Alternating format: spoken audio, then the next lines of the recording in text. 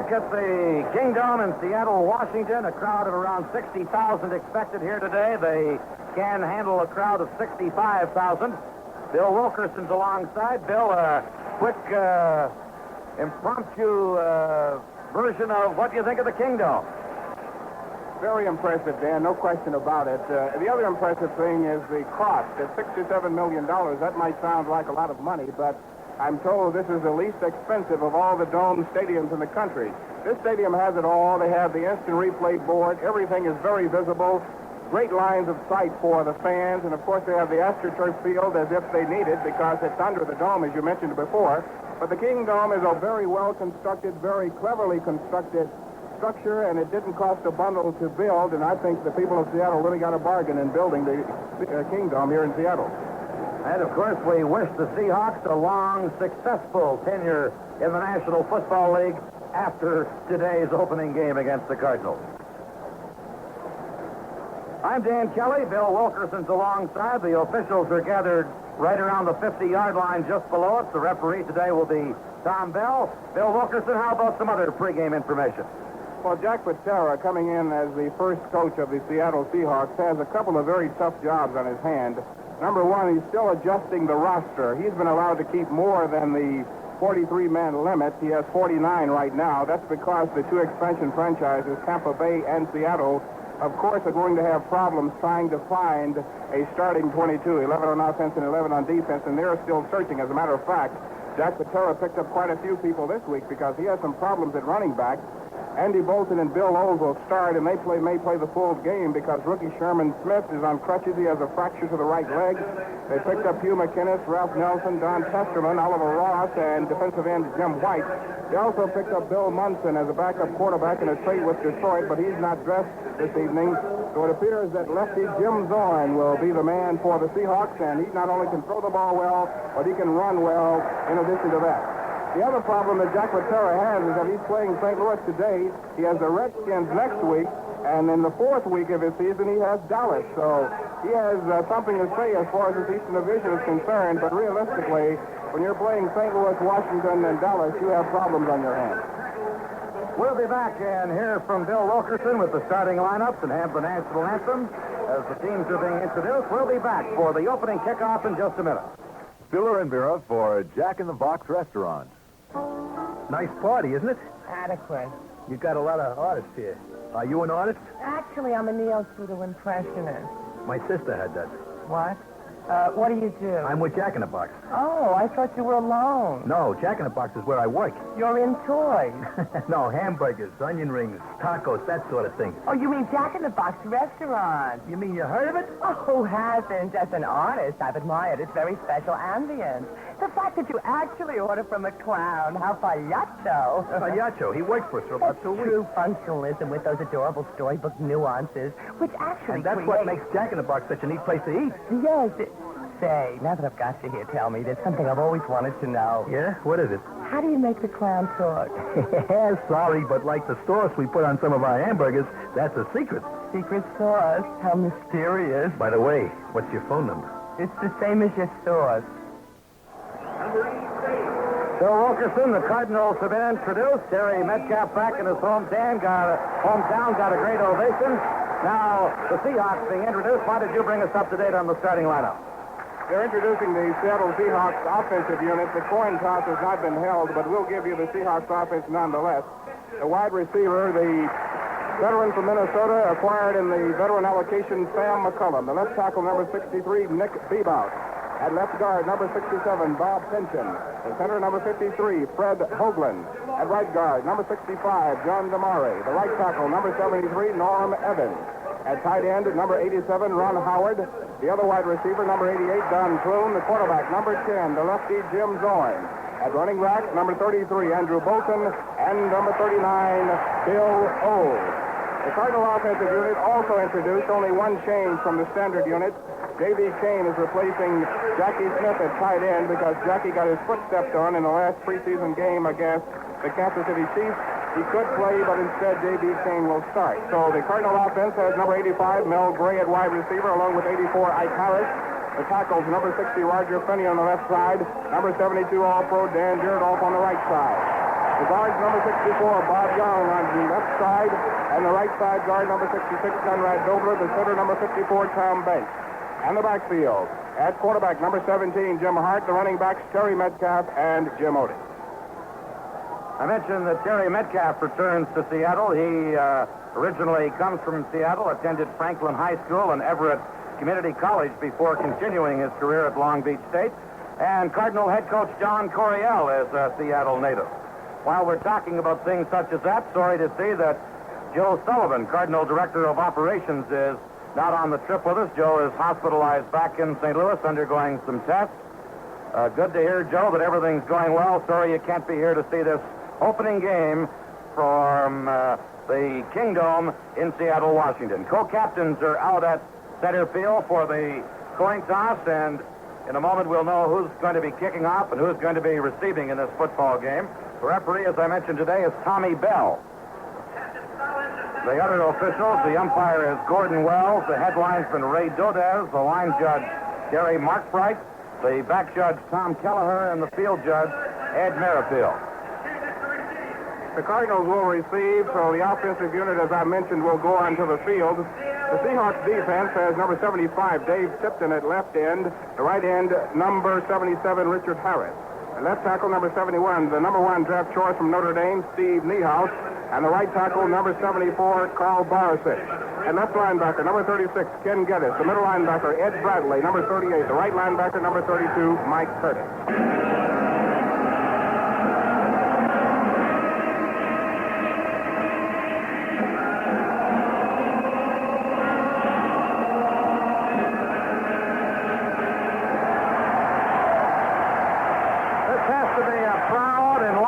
Moment for football fans out here in Seattle as their Seahawks get ready to play their first game ever in the National Football League. Cardinals will be receiving, and let's, before we do anything else, congratulate Al Onofrio and the Missouri Tigers for a tremendous upset victory last night out in Los Angeles over Southern Cal. What a way to launch a college football season for the Tigers. Going back is Jerry Latin as the deep man for the Cardinals, along with Wayne Morris as the Seahawks get ready to kick off.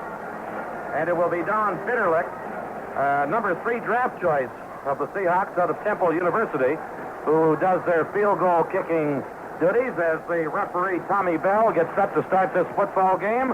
The first National Football League game, regular season game ever, played here in Seattle and at the new Kingdome. The Kingdome, by the way, had its official opening March 27th of this year. And this is the first regular season NFL game ever played here in Seattle. So Don Bitterlich getting ready to kick off. Jerry Latin and Wayne Morris are the deep men for the Cardinals, standing back at the goal line. We're at the Kingdome in Seattle, Washington, with 60 to 65,000 Seattle area football fans. Here comes the rookie Bitterlich, and we're underway with the first football game ever in Seattle in regular season play. Morris at the 5, 20, 25. Wayne Morris to the 30. Fumble. Loose ball. Cardinals have a shot at it. It's picked up by Latin, and Latin continues on out to the 48-yard line. They advance the football about 10 extra yards, but in a rather dangerous way. As Morris fumbled it, Latin was able to pick it up and get another 10 yards. That's the one thing you worry about from an expansion team. You don't want to give them a shot like this early in the ball game, and the Cardinals almost did it.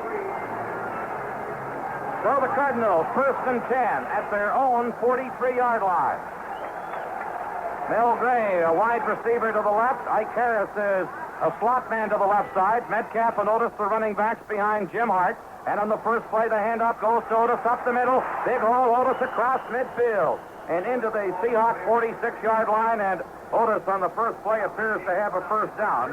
The free safety, Dave Brown, coming over to make the stop after an 11-yard pickup by Jim Otis. This broadcast is authorized under broadcasting rights granted by the St. Louis Cardinals solely for the entertainment of our audience. Any publication, reproduction, or other use of the description or accounts of this game without the written consent of the Cardinals and KMOX Radio is prohibited.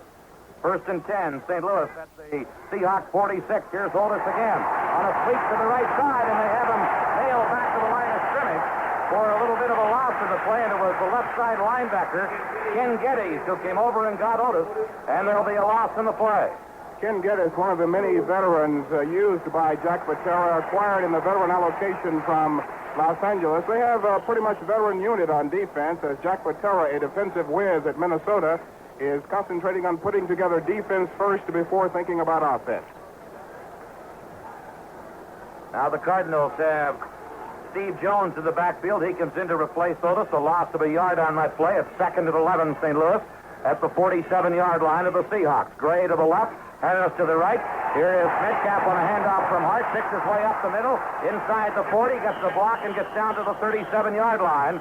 Does Terry Metcalf, and Dave Tipton, the left defensive end, made the stop and the hit on Terry Metcalf, as Metcalf started out wide as if to go on a sweep and cut back up into the flow up the middle and runs the ball down to the 36-yard line, and it's close to a first down. They bring in a new football. They're not going to bring in the yardsticks. They're about a yard short. So it's going to be 3rd and 1 for St. Louis at the 36-yard line of the Seahawks. Out of the ball game comes Ike Harris as they bring in Henry Allison. Henry Allison as a man playing as the tight end on this play. And that's a new position for Mr. Allison. Jackie Smith, of course, is banged up and in uniform, but not expected probably to play in the ball game today. Henry Allison, of course, is normally an offensive guard and tackle, but they've been working him at tight end, and a good thing, too. And now the Cardinals are being penalized 5 yards for, let's get the signal, illegal procedure. And the foul is against Henry Allison, wearing number 68 coming out and lining up as a tight end and not reporting it to the official. So that's what the procedure penalty is. Well, his first chance at tight end, and he blew it. Back to the offensive line. And now it's 3rd and 6 Cardinals at the 41-yard line of the Seahawks. Ray to the left, Ike Harris is to the right. J.B. Kane, the tight end, to the left side. Here's Hart on 3rd and 6, back to throw. Hart has time, throws to Jones, off his hands, and incomplete. Almost picked off by Eddie McMillan. He dived and got the football, but they really trapped it. And the fans here at the Kingdome has their first chance to boo the officials in the National Football League. Well, the Cardinals on this first series didn't have everything running smoothly as far as the offense is concerned. So now Terry Joyce is standing at about his 43-yard line to put the first punt into the air here in the Kingdome. Dave Brown and Lyle Blackwood are the deep end for Seattle, standing at the Seahawks 10-yard line. Jerry Joyce, the Cardinal rookie punter, in to do the punting. Joyce having an outstanding preseason, a 6'6", 230-pound rookie from Missouri Southern State. He stands at his own 43-yard line to do the punting on this 4th and 6 situation. Rahaney in, gets the pass to Joyce from center. Joyce trying to angle the ball out of bounds, punts it down to the 11-yard line, taken by Blackwood. Blackwood cuts up the middle, gets to about the 12, and then is snowed under by white-jerseyed St. Louis Cardinal players. One of the first people downfield to make the hit was, as you might expect, Ray White. Also down on the punt coverage was Al Beauchamp. And Clarence Jason Duran in on the tackle as well. So the Seahawks take over 1st and 10 and send in their offensive unit led by quarterback Jim Zorn, who had a brief shot for the Dallas Cowboys last preseason. And Zorn comes in to run the offense with the running backs Andrew Bolton and Bill Olds. 1st and 10 Seattle at their own 12-yard line as the Seahawks get ready to run their first play from offense in the National Football League. And Zorn hands off to the running back Andrew Bolton on a sweep to the right side. Bolton turns the corner and gets a yard or two before being stopped by Larry Stallings, the left side linebacker. Upshaw in on the stop as well for the Cardinals as he got it to the 13-yard line. So the gain is minimal on the first play from scrimmage for the Seahawks. We're early in the first quarter at the Kingdome in Seattle. The Seahawks nothing and the Cardinals nothing. The wide receiver comes out to the right side, and that is Ron Howard. Steve Rabel, the wide receiver, to the left side. Zorn, the quarterback, and on 2nd down goes up the middle with his big running back, Bill Olds. And Olds cracks off tackle out to about the 15-yard line. Stopped there by Marvin Upshaw and Charlie Davis. Cardinals now send in Jeff Severson and Clarence Duran. Reeves comes out of there. Someone else will come out, and it's middle linebacker Greg Hartle, as on a passing situation. 3rd and 7, the Cardinals send in some extra defensive help in the secondary. 3rd and 7, Seattle at their own 15-yard line. Jim Zorn, the quarterback, working on a long count, and Zorn drops the pass from center, has to fall on the ball, back of the 8-yard line, and does recover it.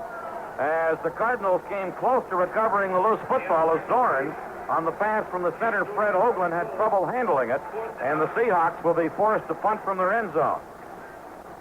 Pat Tilley is the only man going back for the St. Louis Cardinals, the rookie wide receiver out of Louisiana Tech. And Rick Engels will do the punting. Engels, third-round draft choice of Seattle, was second in the nation in punting in college last year with a 46.6-yard average out of Tulsa University. And Rick Engels stands in the Seahawk end zone to punt to Pat Tilley. 10:37 left in the opening period. It's St. Louis nothing and Seattle nothing. And let's see how Rick Engels does with his first punt ever in the National Football League. Engels gets it away, and it's a dandy. Drives Tilley back over midfield, takes it in his own 46, across midfield, into the 45, into the 40, and down to the 37-yard line goes Pat Tilley.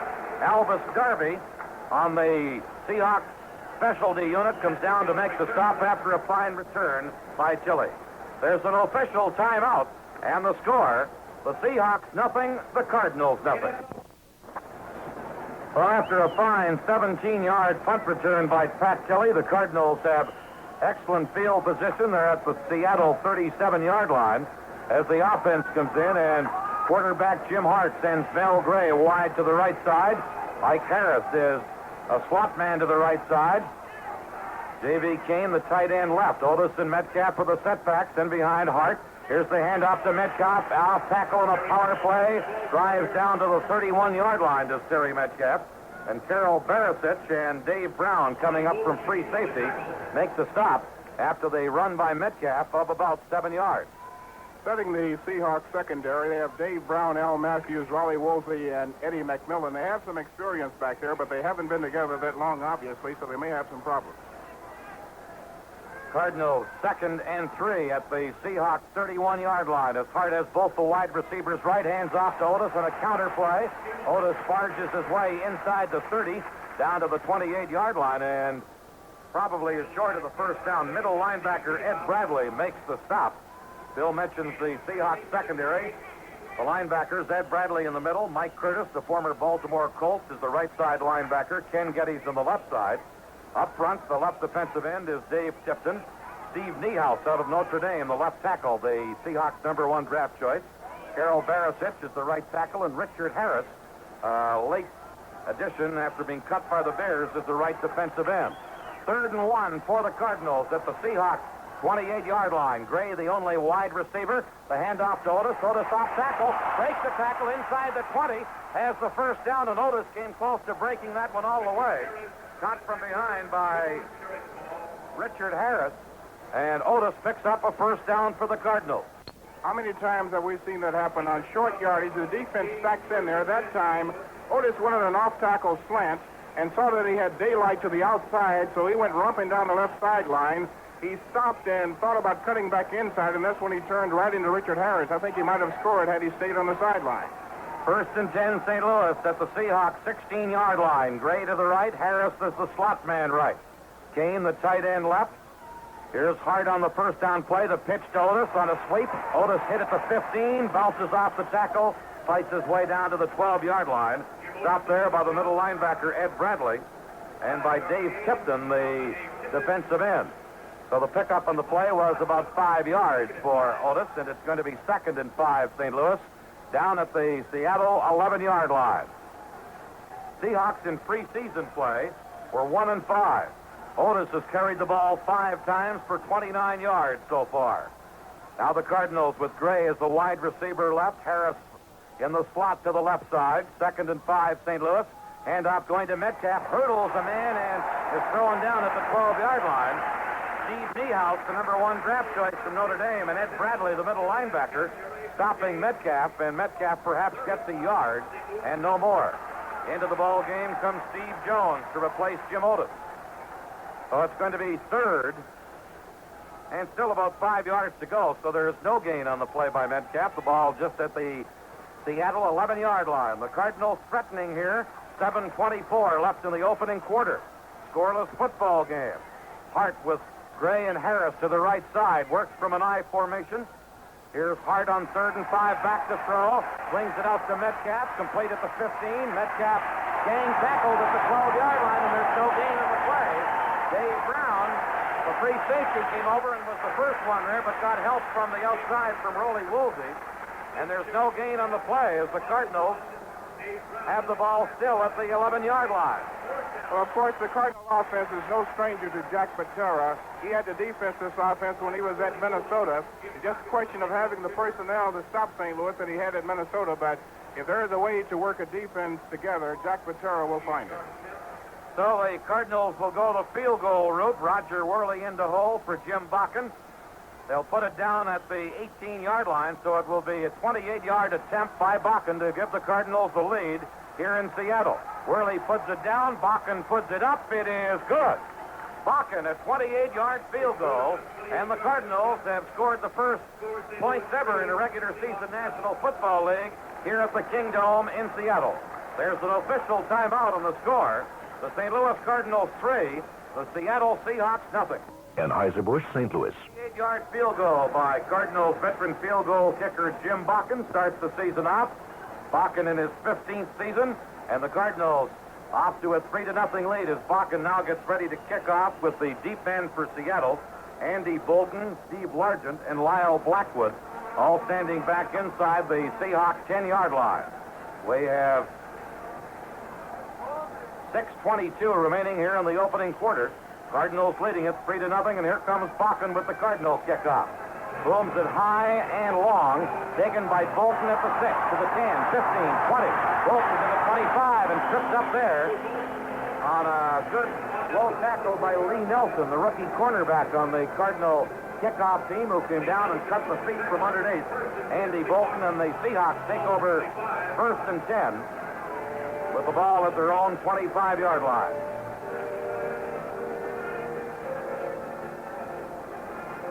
A 24-yard return by Bolton on that play.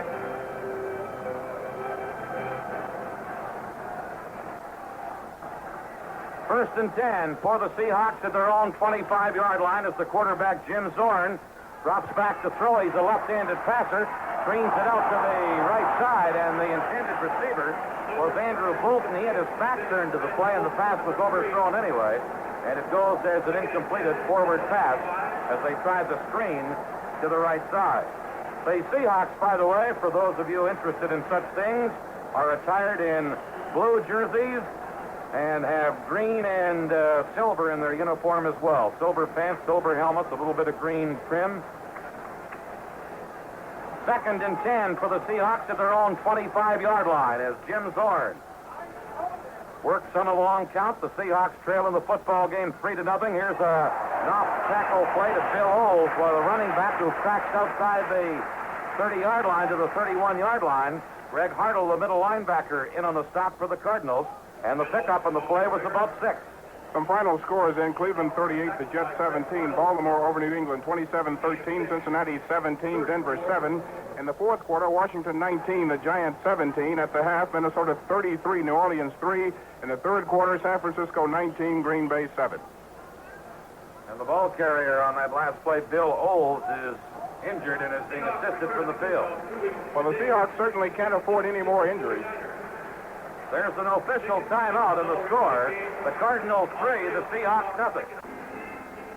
With Bill Wilkerson, Dan Kelly back at the Kingdome in Seattle, and the Seahawks, after a 7-yard gain, have a new running back in the ball game, Hugh McInnes, newcomer just recently to the Seahawks, coming to Seattle from the Cleveland Browns on waivers.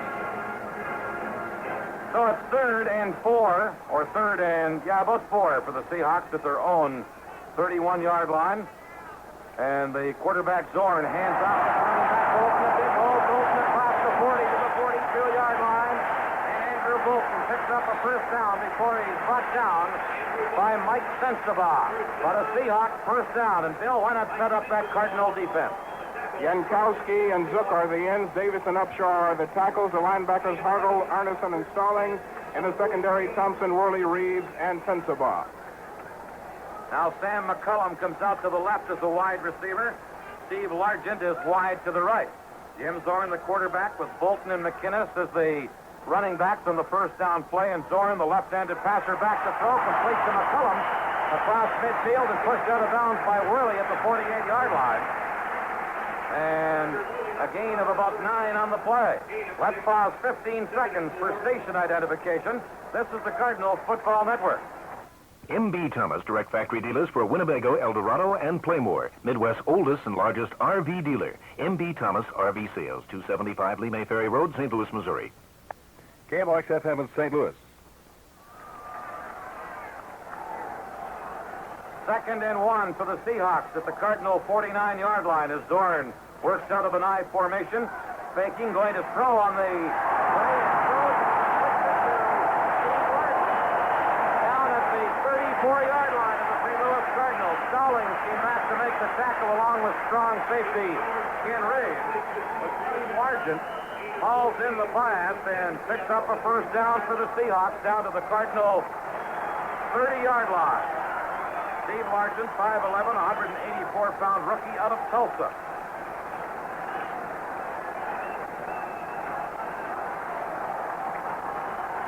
Now the Seahawks first and 10 at the Cardinal 35-yard line. Here is Zorn giving to the first man through, who is Hugh McInnes.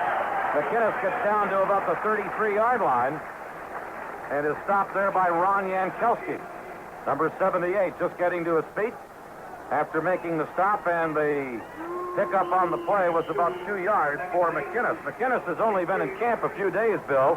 Seahawks have been adding people quite consistently as teams cut down, and you just wonder how much offense these running backs particularly would know. Not very much, especially the timing should be off, but so far Zorn and the backs have had good success in moving the football. Steve Rabel wide to the right side at 2nd and 8. Zorn back to throw, throwing down the middle, and it is complete to Largent at the 19-yard line. And Largent was tackled immediately by Roger Worley and Mike Sensabaugh, but not before Steve Largent had picked up another first down. And this brings the crowd here in Seattle to a roaring pitch as it's 1st and 10 Seattle at the Cardinal 17-yard line. The defensive pressure on Jim Zorn has not been there. The Cardinals are going to have to put more pressure on him or he's going to pick them apart. Largent was acquired from Houston in a trade for a future draft choice and was drafted in the 4th round by the Oilers in the 76th draft. 1st and 10. As the handoff goes to the running back, Andrew Bolton over right guard, drives its way down to the 11-yard line. Greg Hartle, the middle linebacker, making the stop. And the Seahawks are moving the ball well. And the Cardinal defensive tackles, Charlie Davis and Marvin Upshaw, are being blown out of there by Nick Bebout, Bob Pynchon, Fred Hoagland, and John Damari. They're going to have to play a lot more inspired football because the Seahawks are blowing them right down the field right now. And I know they can play better than this. They have to play better than this. They haven't played any defense yet along the front wall.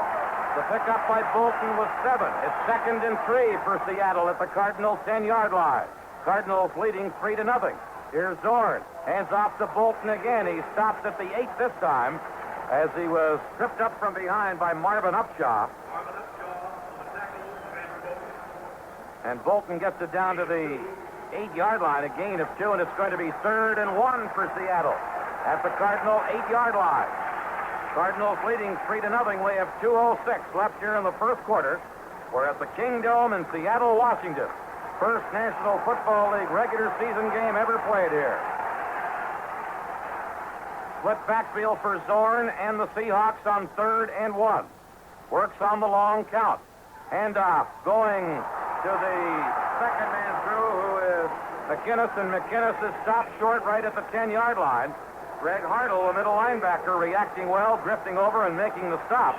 And there's a loss of about 2 on the play back to the 10-yard line. So the Cardinals come up with a key defensive play, and it's going to be 4th and 3 now, as Don Bitterlich And the field goal unit comes in. Bitterlich, a number 3 draft choice out of Temple University. Set some NCAA college records last year at 21 field goals. The quarterback, Jim Zorn, will hold as Bitterlich will try a field goal from the 17-yard line. Here's the 27-yard attempt. Up and good. And the Seahawks have scored their first points ever in the National Football League on a 27-yard field goal by John Bitterlich. By that time, the Seahawks veteran offensive unit completely dominated the Cardinals front 4. They only stopped the Seahawks down inside their 10 on a great play by Mark Arneson as he shot through on the right side and kept the running back from getting the first down. That Seahawks front offensive line features Nick Bebout, Bob Pension, Fred Hoagland, John DeMari, Norm Evans, and Ron Howard. All of these members of the Seahawk offensive front unit were acquired through the veteran allocation, so there are no strangers to blocking along that front wall, and that time they blocked extremely well. The tackles, Upshaw and Davis, did not do the job on that series. They'll have to be a lot more aggressive because if they don't, then Jim Zorn is going to start sprinting out with that ball, and Zorn is an excellent runner as well as an excellent passer, so I'm sure that Willie Zappalak is going to talk to his crew, and he's doing that right now to find out what's going on over there. An 11-play, 75-yard drive, and the Seahawks on the 27-yard field goal by Bitterlich have tied the game 3-3, and Bitterlich gets ready to kick off. Jerry Latin and Wayne Morris are deep for the Cardinals. Here's Bitterlich high, end-over-end kickoff. Latin at the 4. He's to the 10, 15, 20. Right up the middle. He's tripped up at the 23-yard line. Falls out to about the 25. And that's where the Cardinals will put the ball into play. Don Dufek downfield pass to make the stop, along with Jim White, a defensive end. And the Cardinals have the ball at their own 25-yard line. A 21-yard return by Jerry Latin. Quarterback Jim Zorn in passing has hit on 3 of 5 attempts for 32 yards. It's a 3-3 football game. Cardinals 1st and 10 at their own 25. Hart with Ike Harris to the left, Mel Gray to the right. As Metcalf and Otis as the setbacks. Kane, the tight end, and Hart is back to throw. Sideline pattern complete to Harris at the 32-yard line, and he is tackled at the 33-yard line. Rollie Woolsey, the first man to make contact, the right cornerback. Mike Curtis drifting back from his linebacker spot to help out. And they pick up with 7 on the pass completion to Ike Harris. And it's going to be 2nd and 3 for the Cardinals at their own 33-yard line. Rollie Woolsey is the right cornerback. The left corner is Eddie McMillan. He's covering Gray. Woolsey is on Ike Harris. 3rd or 2nd and 3. Cardinals at their own 32. Hart working on the long count. Jim Hart back to throw. Screen pass to Metcalf. Gets the block at the 35 up to the 38-yard line. And Metcalf picks up a first down before being stopped by Steve Niehaus, the rookie defensive tackle and the Seahawks #1 draft choice from Notre Dame. That time, Conrad Dobler on the screen play almost buried Al Matthews in the bottom of his Kingdome. He put a tremendous block on Matthews. That enabled Metcalf to cut back inside and get the first down. And that is the final play of the first quarter out here in Seattle. And the fans have loved it thus far. The Seahawks have battled on even terms with the twice Eastern Division National Football League Division champion Cardinals. That's the end of the first quarter, and the score, the Cardinals 3 and the Seahawks 3.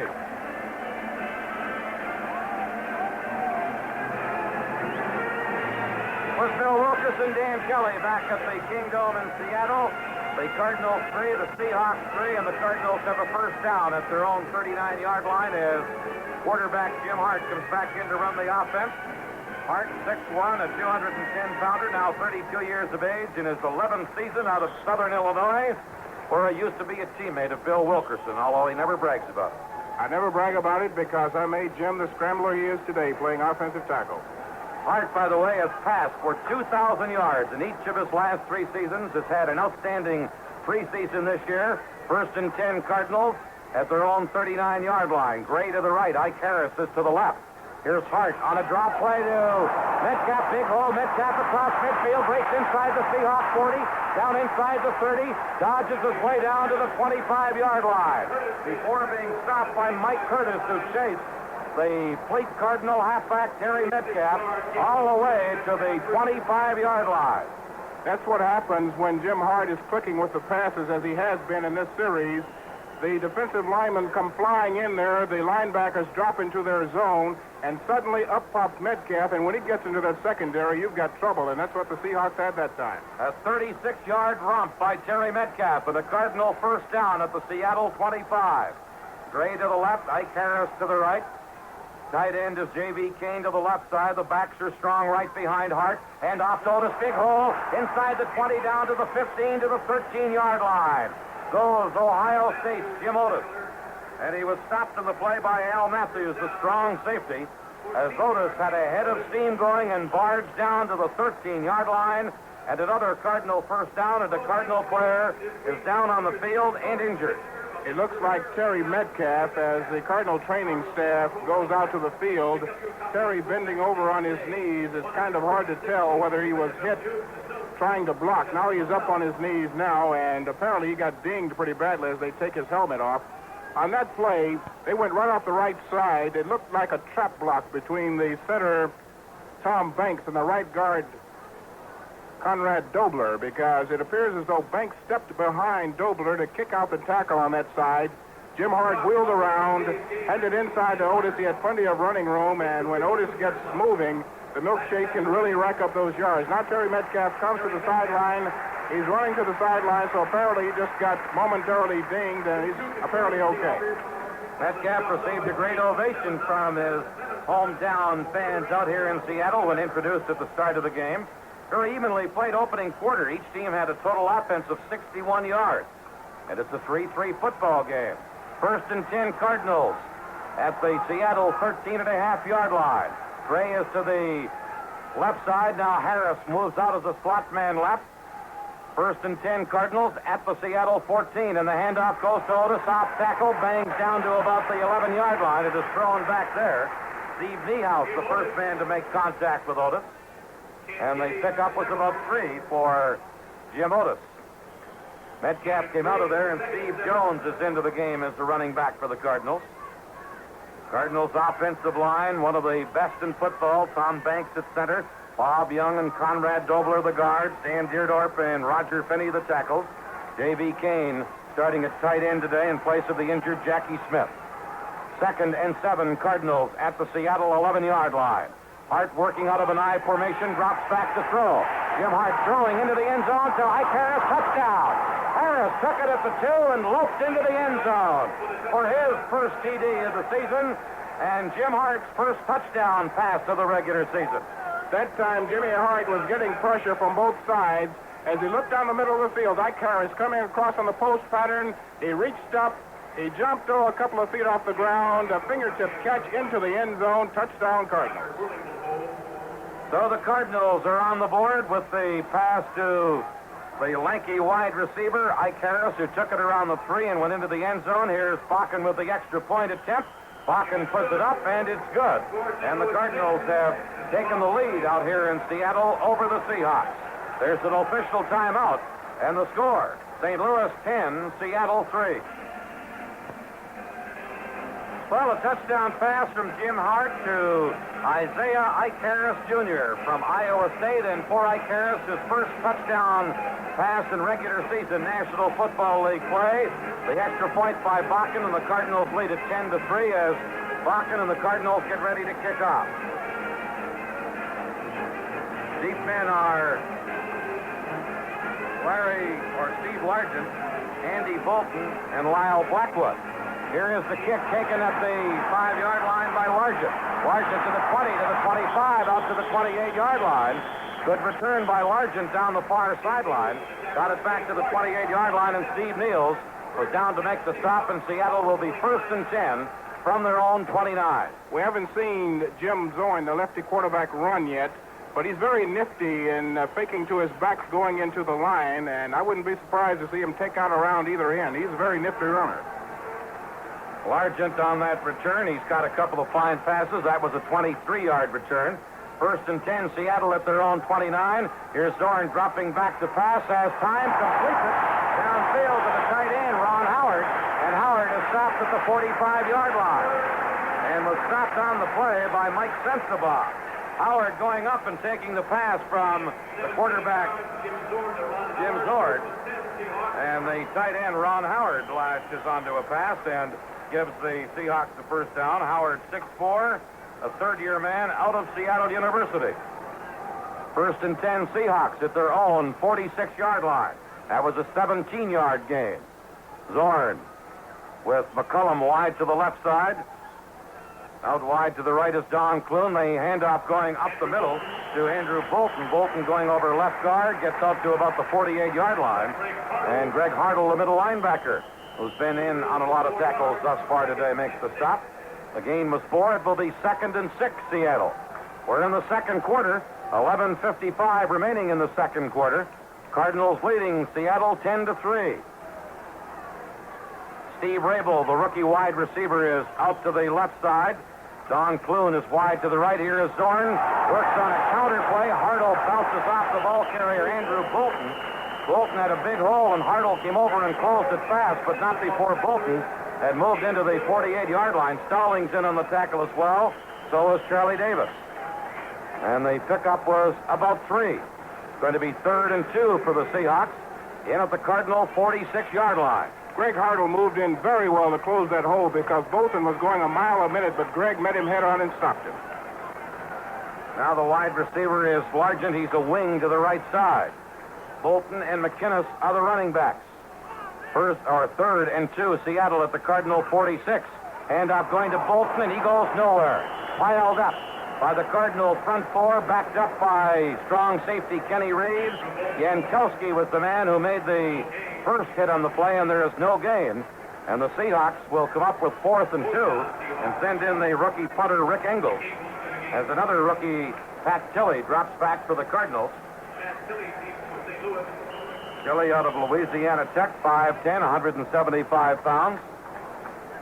Engels, a rookie from Tulsa, a number 3 draft choice, at a 46.6-yard average in college football last season, which was second best in the nation in college punting. Engel stands at his 40, gets it away. It's a low punt as he tries to angle it out of bounds. Tilley lets it bounce, takes it at the 7. Tilley to the 10, Tilley to the 15, to the 17. Nifty run back by the rookie Pat Tilley to get it back to the 17-yard line. And down to make the stop was Randy Caulfield and Art Kuhn, as the Cardinals will be 1st and 10 at their own 17. There's an official timeout on the score. St. Louis 10, Seattle 3. We're back in Seattle, and the Cardinals have a 1st and 10 at their own 17-yard line. A 38-yard punt by Engels, a 10-yard return by Tilley. The late scores, 4th quarter, the Rams leading Atlanta 30-14. Dallas in the 4th period leading Philadelphia 27-7. 4th period, Chicago 10, Detroit 3. And in the 3rd, San Francisco 19, Green Bay 7. 1st and 10 Cardinals at their own 17-yard line as Jim Hart in the offensive unit comes back in. Here's the pitch to Metcalf, who's back in after an earlier injury. Tries a sweep, gets out to the 19-yard line, and the cornerback Eddie McMillan came over to make the stop, helped out by the left side linebacker Ken Getty. And the pickup on the play was about 4 for Metcalf.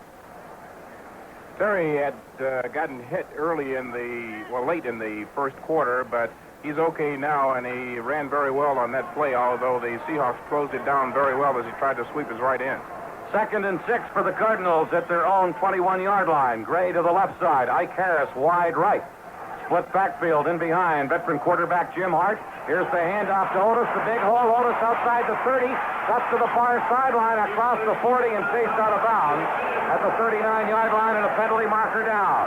Eddie McMillan chased Otis out of bounds, and if memory serves me correctly, well, we had a flag earlier in the football game, but we've had very few penalties, Bill. And that's surprising in that we have a new football team, the Seahawks, who have been very fluid on offense and defense. That's a personal foul against the Seahawks. Eddie McMillan, after Jim Otis was about 3 or 4 yards out of bounds, threw him down in front of the Seattle Seahawks bench. And you don't need that when you're a new ball club. You give a team like the Cardinals and added 15 yards, and you're asking for trouble. And that's what the Seahawks and Eddie McMillan did on that play. Jim Otis has carried 8 times for 65 yards. Ike Harris comes out of the game. and is shaken up, and Pat Tilley, the rookie wide receiver, is in. 1st and 10 Cardinals with the ball after the run by Otis at the Seattle 46-yard line. 9:46 left until halftime. St. Louis 10, Seattle 3. Gray is to the right side. J.B. Kane now splits out as the slot man to the right side, and I pulls in as the tight end on the right side, and Tilley is the tight end on the left side. Here's the first down play, the handoff to Otis, off tackle, and Otis bangs his way down to the 41-yard line. Ed Bradley, the middle linebacker, making the stop. Richard Harris in on the, or Carol Barisic in on the tackle as well. And the gain for Otis was 5 yards, and it's 2nd and 5 for the Cardinals at the Seattle 41-yard line. Cardinals opening on the road. Their first home game will be next Sunday in St. Louis against the Green Bay Packers. Metcalf and Otis in an I formation behind Jim Hart on 2nd and 5. Here's Metcalf on a drop play, big hole inside the 35, and Metcalf gets down to the 31-yard line. Mike Curtis, the veteran, the Seattle 41-yard line. Cardinals opening on the road. Their first home game will be next Sunday in St. Louis against the Green Bay Packers. Metcalf and Otis in an I formation behind Jim Hart on 2nd and 5. Here's Metcalf on a drop play, big hole inside the 35, and Metcalf gets down to the 31-yard line. Mike Curtis, the veteran, formerly with the Colts, makes the stop from his right linebacker spot, and it's a first down for the Cardinals at the Seattle 31-yard line. Cardinal offensive unit rolling very well now, especially across the front. They are blocking extremely well, catching Seattle jumping too fast into their backfield. Metcalf, 6 carries, 67 yards for the Cardinals. 1st and 10, St. Louis at the Seattle 31. Both the wide receivers left. Here they work drop play to Otis, and Otis is stopped behind the line of scrimmage for no gain on the play. Knee out, and Richard Harris and Mike Curtis all in on the stop for Seattle, and there's a loss of 3 yards in the play. Moves the ball back to the 34-yard line of the Seahawks. Otis comes out of there. Steve Jones goes into the ball game for the Cardinals. So Jones and Metcalf for the setbacks. Tilley is a wide receiver left. Mel Gray is wide to the right side. Backs are split in behind Jim Hart on 2nd and 13. Hart straight back to throw. Has time. Down the middle, and it's tipped off and dropped. Dave Brown went up in front of the receiver and appeared to have an interception, but couldn't hold it, and it is incomplete. And Brown bangs his hands in disgust as he thought he should have had it. Well, that time, Dave Brown picked Jim Hart off because he was going straight down the middle to Terry Metcalf, who was behind Dave Brown. Dave Brown, apparently working in a zone pattern, came right across in front of Metcalf, should have had it, and if he had gotten down the left sideline, I think he could have gone all the way. I was kind of surprised that Jim didn't see him coming across, because normally you can read those safeties and those cornerbacks back there when they're crossing in that zone pattern. The Seahawks fans want some defense. It's 3rd and 13 Cardinals at the 34-yard line. Hart and the Cardinals, as Hart goes straight back to throw. Throws it down the middle, complete to Steve Jones, and he is hit hard at the 29-yard line by Ed Bradley, and the Cardinals are well short of the first down. And Jones was hit quite a lick by the middle linebacker, Ed Bradley. And the Cardinals fail to move the football as they move downfield, and now will come in with a field goal try by Bakken, whirling into hold at the 36-yard line. So it's going to be a 46-yard attempt by the veteran field goal kicker from Wisconsin, Jim Bakken. Whirly puts it down. Bakken boots it. It is long enough, and it is no good. Wide to the left as Bakken misses from 46 yards. Well, that time, the Seahawks didn't get their hands on the ball. They had pretty good pressure, but Jim simply hit it wrong, and it drifted off to the right side. Now there's an official timeout with the score St. Louis 10 and Seattle 3.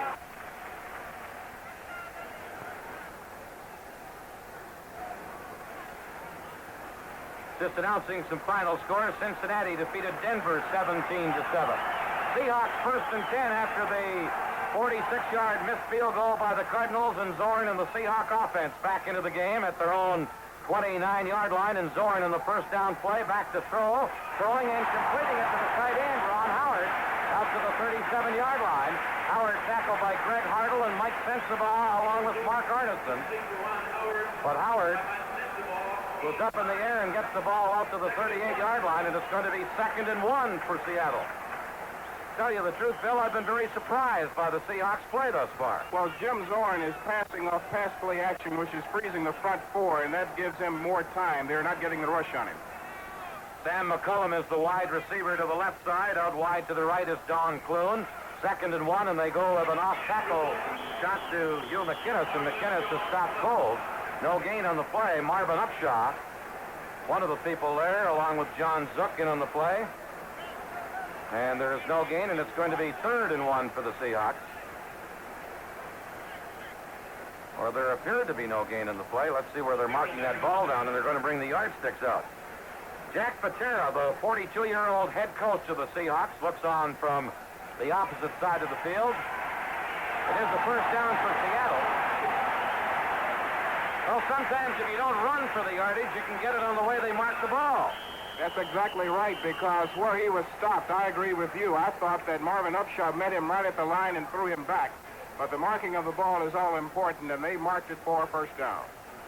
Jack Patera, the head coach of the Seahawks, a former guard and linebacker, a Viking assistant coach for 7 years, also an assistant with the Giants and Rams. Here is Zorn on the first down play, hands off to the running back, Andrew Bolton. Bolton across the 40. Had some running room, but it was closed up quickly, and John Zook came over to make the stop along with Greg Hartle. We're going to pause here. 15 seconds for station identification. This is the Cardinals Football Network. Frederick Roofing, 46 years in the roofing and siding business, says for a hole in your roof or for a whole new roof, call Gene Frederick, 645-2000. In the center of St. Louis County, 8000 Manchester at Hanley. KMOX FM in St. Louis.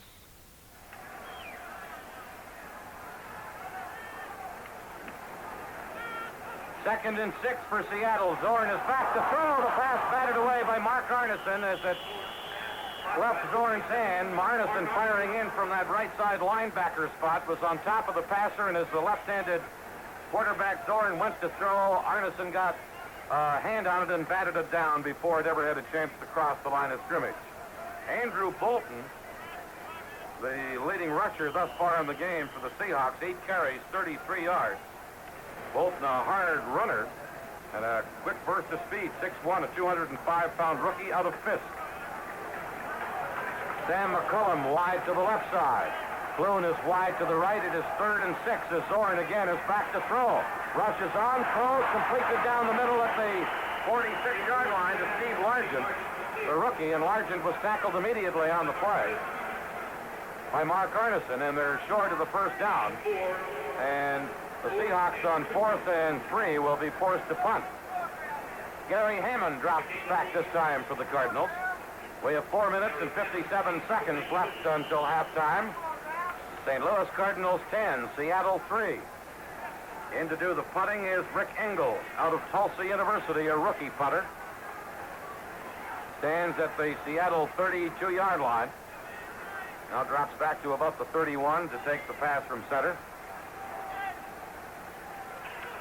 Gets the snap from center and booms a fine punt. Drives Hammond back to the 7-yard line. Hammond dances his way to the 10, out to the 15, and is stopped there. Gary Hammond got it back to the 15-yard line and was stopped in the play by Sam Green. And they think a lot of Sam Green, a backup linebacker to Mike Curtis and a number 2 draft choice. And Green got downfield fast and made the stop. Green is the rookie out of Florida. Well, the Cardinals seem to have more success by throwing the ball, and I anticipate that Jim Hard will go up top a lot more here. He hasn't gone on the deep post or the deep fly to either Mel Gray or Pat Kelly. By the way, Icar is shaken up, but he will return later. Cardinal wide receivers are to the right side. Now Kane shifts in as a tight end to the right. Gray, the only wide receiver. Here's the handoff going to Otis. Otis picks his way across the 20. Out to the 23-yard line goes Jim Otis. Picks up about 7 on the play, and Mike Curtis, along with Dave Brown, coming up from his free safety, came over to make the stop. Marking the ball out around the 24 or 25-yard line. They have it marked at the 23.5. And it's going to be 2nd and 2 for the Cardinals. With the ball at the 29-yard line. Otis now 11 carries for 74 yards. He had 1,000 yards plus last season. Gray is wide to the right. They have Kane and Tilly working as tight ends. Tilly normally a wide receiver, and they have him in tight in this formation. Hand off to Otis, another big hole as Otis goes over right guard, gets out to the 33-yard line. Al Matthews makes the stop. Conrad Dobler and Dan Deerdorf opening up some gaping holes. And Otis moves out for a 9-yard gain and a Cardinal first down to the 33-yard line. Dave Tipton, the left defensive end, down on one knee. He took a tremendous shot on a trap play. Again, Conrad Dobler coming across and really blasting Tipton. And I'll tell you, when that offensive line has that trap working, if you're a defensive tackle and come firing across that line, you don't see the guard coming from the other side. It's a blind side hit, and that can really ring your bells, and that's what happened to Dave Tipton on that side. Tom Banks, perhaps the quickest center in all of National Football League play, can run like a halfback when it comes to making that trap play. That defensive tackle steps across, reading in the backfield, and suddenly, bam! And that's what happened to Dave Tipton. A great block by Tom Banks and Conrad Dobler. First and 10 Cardinals at their own 33-yard line. Tilly to the right side, Gray to the left as the Cardinals now shift Metcalf back into the backfield as they had him originally lined up as a wing. Here's Hart on the first down play. Back to throw. Going for the long bomb for Tilly. Tilly bumped by the receiver, Eddie McMillan, to take the ride down around the 20-yard line. And there's no flag, and it's an incompleted forward pass. They were both going for the ball. Tilly actually bumped into McMillan as he looked back over his shoulder for the ball from quarterback Jim Hart, and it's incomplete. You know, Bill, you talk about Tom Banks and what a fine center he is.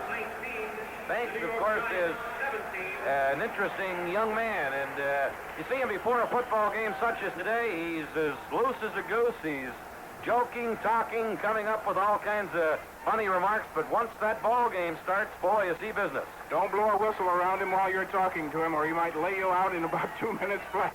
Here's the handoff to Metcalf on a delay action play. Metcalf inside the 35 down to the 33-yard line.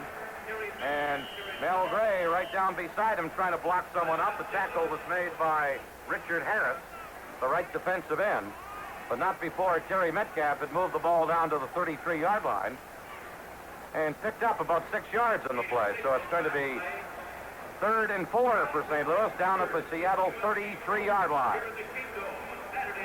Timeout call by the Cardinals here. Jim Hart comes over to the bench. They'd like to put some more points on the board before the halftime intermission. We have 1:08 remaining until halftime. Ike Harris sitting on the bench with an ice pack behind his neck. Is kind of tough to tell whether it's a pinched nerve or whether his neck was snapped back on a previous play. Ike had caught a 12-yard touchdown pass from Jim Hart leading off the second quarter to put the Cardinals up 10-3. The Seahawks spot 4 has not played badly here. They put some pressure on Jim Hart, and on the play that he just threw away, Jim had to duck under 2 on-rushing Seattle Seahawks defensive linemen, so they put pretty good pressure. And so far, as I said before, the Seahawks certainly have not embarrassed themselves. The Cardinals having to go through their full offensive repertoire to get some points on the board because Seattle is giving up nothing. He brought out a good point on that pass play 2 plays ago, Bill, when Metcalf was wide open. Houdini wouldn't have been able to see him down at the 15-yard line, ducking under that rush that the Seahawks threw at Jim Hart. He had to duck under 2 people and then just fired the ball away to unload. 3rd and 4, St. Louis at the 33-yard line of Seattle. Cardinals with a 10-3 lead. Hart is straight back to throw. Screen pass to the right side to Jones. Jones at the 30 has the first down, gets down to the 20-yard line and is thrown out of bounds by Eddie McMillan. Little screen pass as Jones flared out of the backfield to the right side and gets down to the 20-yard line for another Cardinal first down and got out of bounds to stop the clock with exactly 1 minute remaining until halftime. That play was made on a great block by Conrad Dobler on the left side linebacker Ken Geddes. Ken Geddes was standing right in front of Jones when he caught the ball, but Conrad Dobler leveled him, enabling Steve Jones to step inside and run out of bounds. And for those of our KMOX audience who have been following the game on FM earlier, the Cardinal baseball team won this afternoon, beating the Mets 6-5. 1st and 10 for the football Cardinals at the Seattle 20-yard line. Here's Hart on the first down play. They sweep to Metcalf as he picks up. Metcalf gets to the 18 and a penalty marker is thrown. Metcalf had to fight his way down to the 18-yard line, so he picks up a couple. And the stop made by Steve Niehaus, the number 1 draft choice of the Seahawks out of Notre Dame, along with Mike Curtis. The penalty is against the St. Louis Cardinals. So the mark-off will be against the Cardinals. Metcalf had picked up 2 on the play, as the officials now discuss it.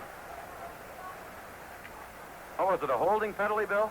Yes, it was holding along the offensive line.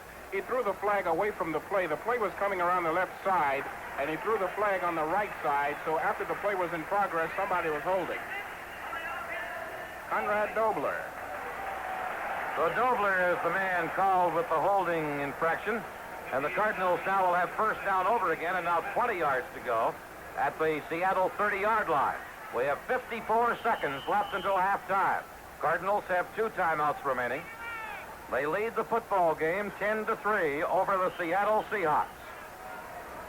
Mel Gray to the right side, Pat Tilley to the left. Cardinals come up over the ball. Officials hold them up momentarily. Now they let them get loose to run this offensive play. Jim Hart on 1st and 20 at the Seattle 30-yard line. Is straight back to throw. Hart throwing down for Mel Gray in the corner, and Gray has it and steps out of bounds around the 3-yard line. Great catch by Gray as he got away from Eddie McMillan and stepped out of bounds at the 3-yard line. That was a great throw by Jimmy Hart. He faded back into the pocket. The rush was coming. Jim Hart threw the ball. He didn't even see where Mel Gray was. He knew where Mel Gray should have been. He fired that ball off on the right side. McMillan was all over Mel Gray, but the ball landed in Mel Gray's hand about 1 foot inside the boundary, and Mel Gray had it. What a tremendous throw by Jimmy Hart, and that comes from working time and time again with your receiver, because the defender had his hands right in front of Jimmy Hart's face when that ball was unleashed. He couldn't possibly have seen where the ball went. 47 seconds left until halftime. 1st and goal Cardinals at the Seattle 3-yard line, and the Cardinals are going to stop the clock and call timeout here, as Hart wants to come over and confer at the bench with the coaching staff.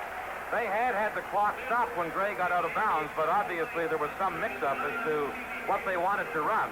And Hart comes over to the bench as the Cardinals have called timeout here with 47 seconds left in the first half. What a big surprise. The announcement here in the Kingdome that O.J. the Juice Simpson has reported back to Buffalo. That is a stunning development in that O.J. originally was going to the Rams, then he was going to the Raiders. The deadline had passed for trading him out of the AFC to the NFC. The Rams deal was off. There was still talk that he might go to someplace else, but O.J. Simpson has returned to Buffalo, and I'm sure the Buffalo fans are as happy as can be, because that football team certainly is not the same without O.J. Simpson. Bills play tomorrow night, their home opener, against the Miami Dolphins. So O.J. Simpson, nice to see him back in football. He's too good a football player to be a movie actor this young in age. I'm sure Don Shula is wondering, what in the world did you have to do report on the day before we have to play you? Because O.J. Simpson has given the Dolphins fits in past years, and there's not going to be any problem in terms of timing because O.J. knows the Buffalo offense. So I would guess that O.J. is going to see some action tomorrow night because he always stays in shape. You really think so? Oh, sure.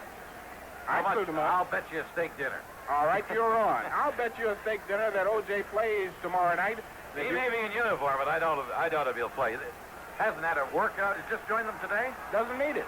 We'll have a debate at halftime. Stay tuned. It'll be interesting. Here the Cardinals go. 1st and goal from the 3-yard line. I formation with 47 seconds left in the half. Hart is back to throw. Hart ducks under, now tries to run and gets back to the 5-yard line as he almost was decked back at the 10. And Steve Niehaus, along with Mike Curtis, finally brings Jim Hart down as Hart had to run up the middle to get back to the 5-yard line. And it's 2nd and goal for the Cardinals at the 5. 39 seconds. Cardinals don't huddle as they're in the hurry-up offense. And Hart goes back to throw. Hart looking into the end zone, throws down the middle, and it is incomplete. Pass intended for the tight end, J.V. Kane. He was well covered by Al Matthews, the safety, and that stops the clock with 29 seconds left here in the first half. And the Cardinals will have 3rd and goal at the Seattle 5-yard line. Al Matthews was all over J.V. Kane. J.V. was the only receiver that Jim Hart had open that time. Perhaps Jim will go to some rollout action to spread those linebackers out because so far the Seahawks defenders have been all over the Cardinal receivers. 3rd and goal for the Cardinals at the 5. Kelly is wide to the right. Mel Gray wide to the left. Hart is 8 of 12 passing for 83 yards. 3rd and goal, and Hart is straight back to throw. Looks into the end zone, throws, and it's incomplete. Throwing down in the far corner, intended for Pat Kelly. Kelly was well covered on the play by Eddie McMillan. And the Cardinals will have to settle for the field goal here with 25 seconds remaining in the first half. Cardinals are leading at 10-3. They had the ball down to the 3-yard line, but couldn't get it across on 3 cracks. So Bakken comes in. Worley will hold at the 12. A 22-yard attempt by Jim Bakken, who has kicked a field goal earlier in the game. As we run down to the end of the first half, Worley puts it down. Bakken puts it up, and it is good. Bakken, a 22-yard field goal. And the Cardinals have a 10-point margin here, 13-3 over Seattle, with 21 seconds left in the second quarter. Well, the Cardinals that time had all kinds of problems inside the 10-yard line.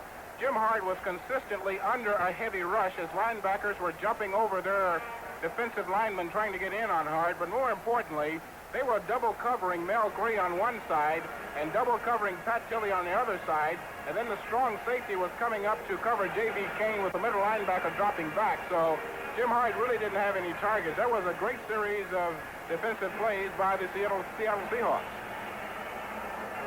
Andy Bolton and Steve Largent going back for Seattle to take Bakken's kickoff. We still have 21 seconds remaining until halftime. St. Louis 13 and Seattle 3. The season opener for both teams and a career opener for the Seattle Seahawks, their first regular season game ever in the National Football League. I can't wait until tomorrow night, Dan Kelly. I think the Juice is going to run back some kicks. Oh, now you didn't say run back kicks. You said he knows the offense. He runs the plays. Okay, I'll say that too. He's going to run some That's plays. what the state dinner bet's about. Okay, you're on. Here comes Bakken with the kickoff late in the second quarter. Taken at the 8-yard line by Andy Bolton. Bolton to the 15, to the 20, cut to the far sideline, across the 30, 35, and is hit at the 38-yard line by Steve Jones, who got downfield in a hurry.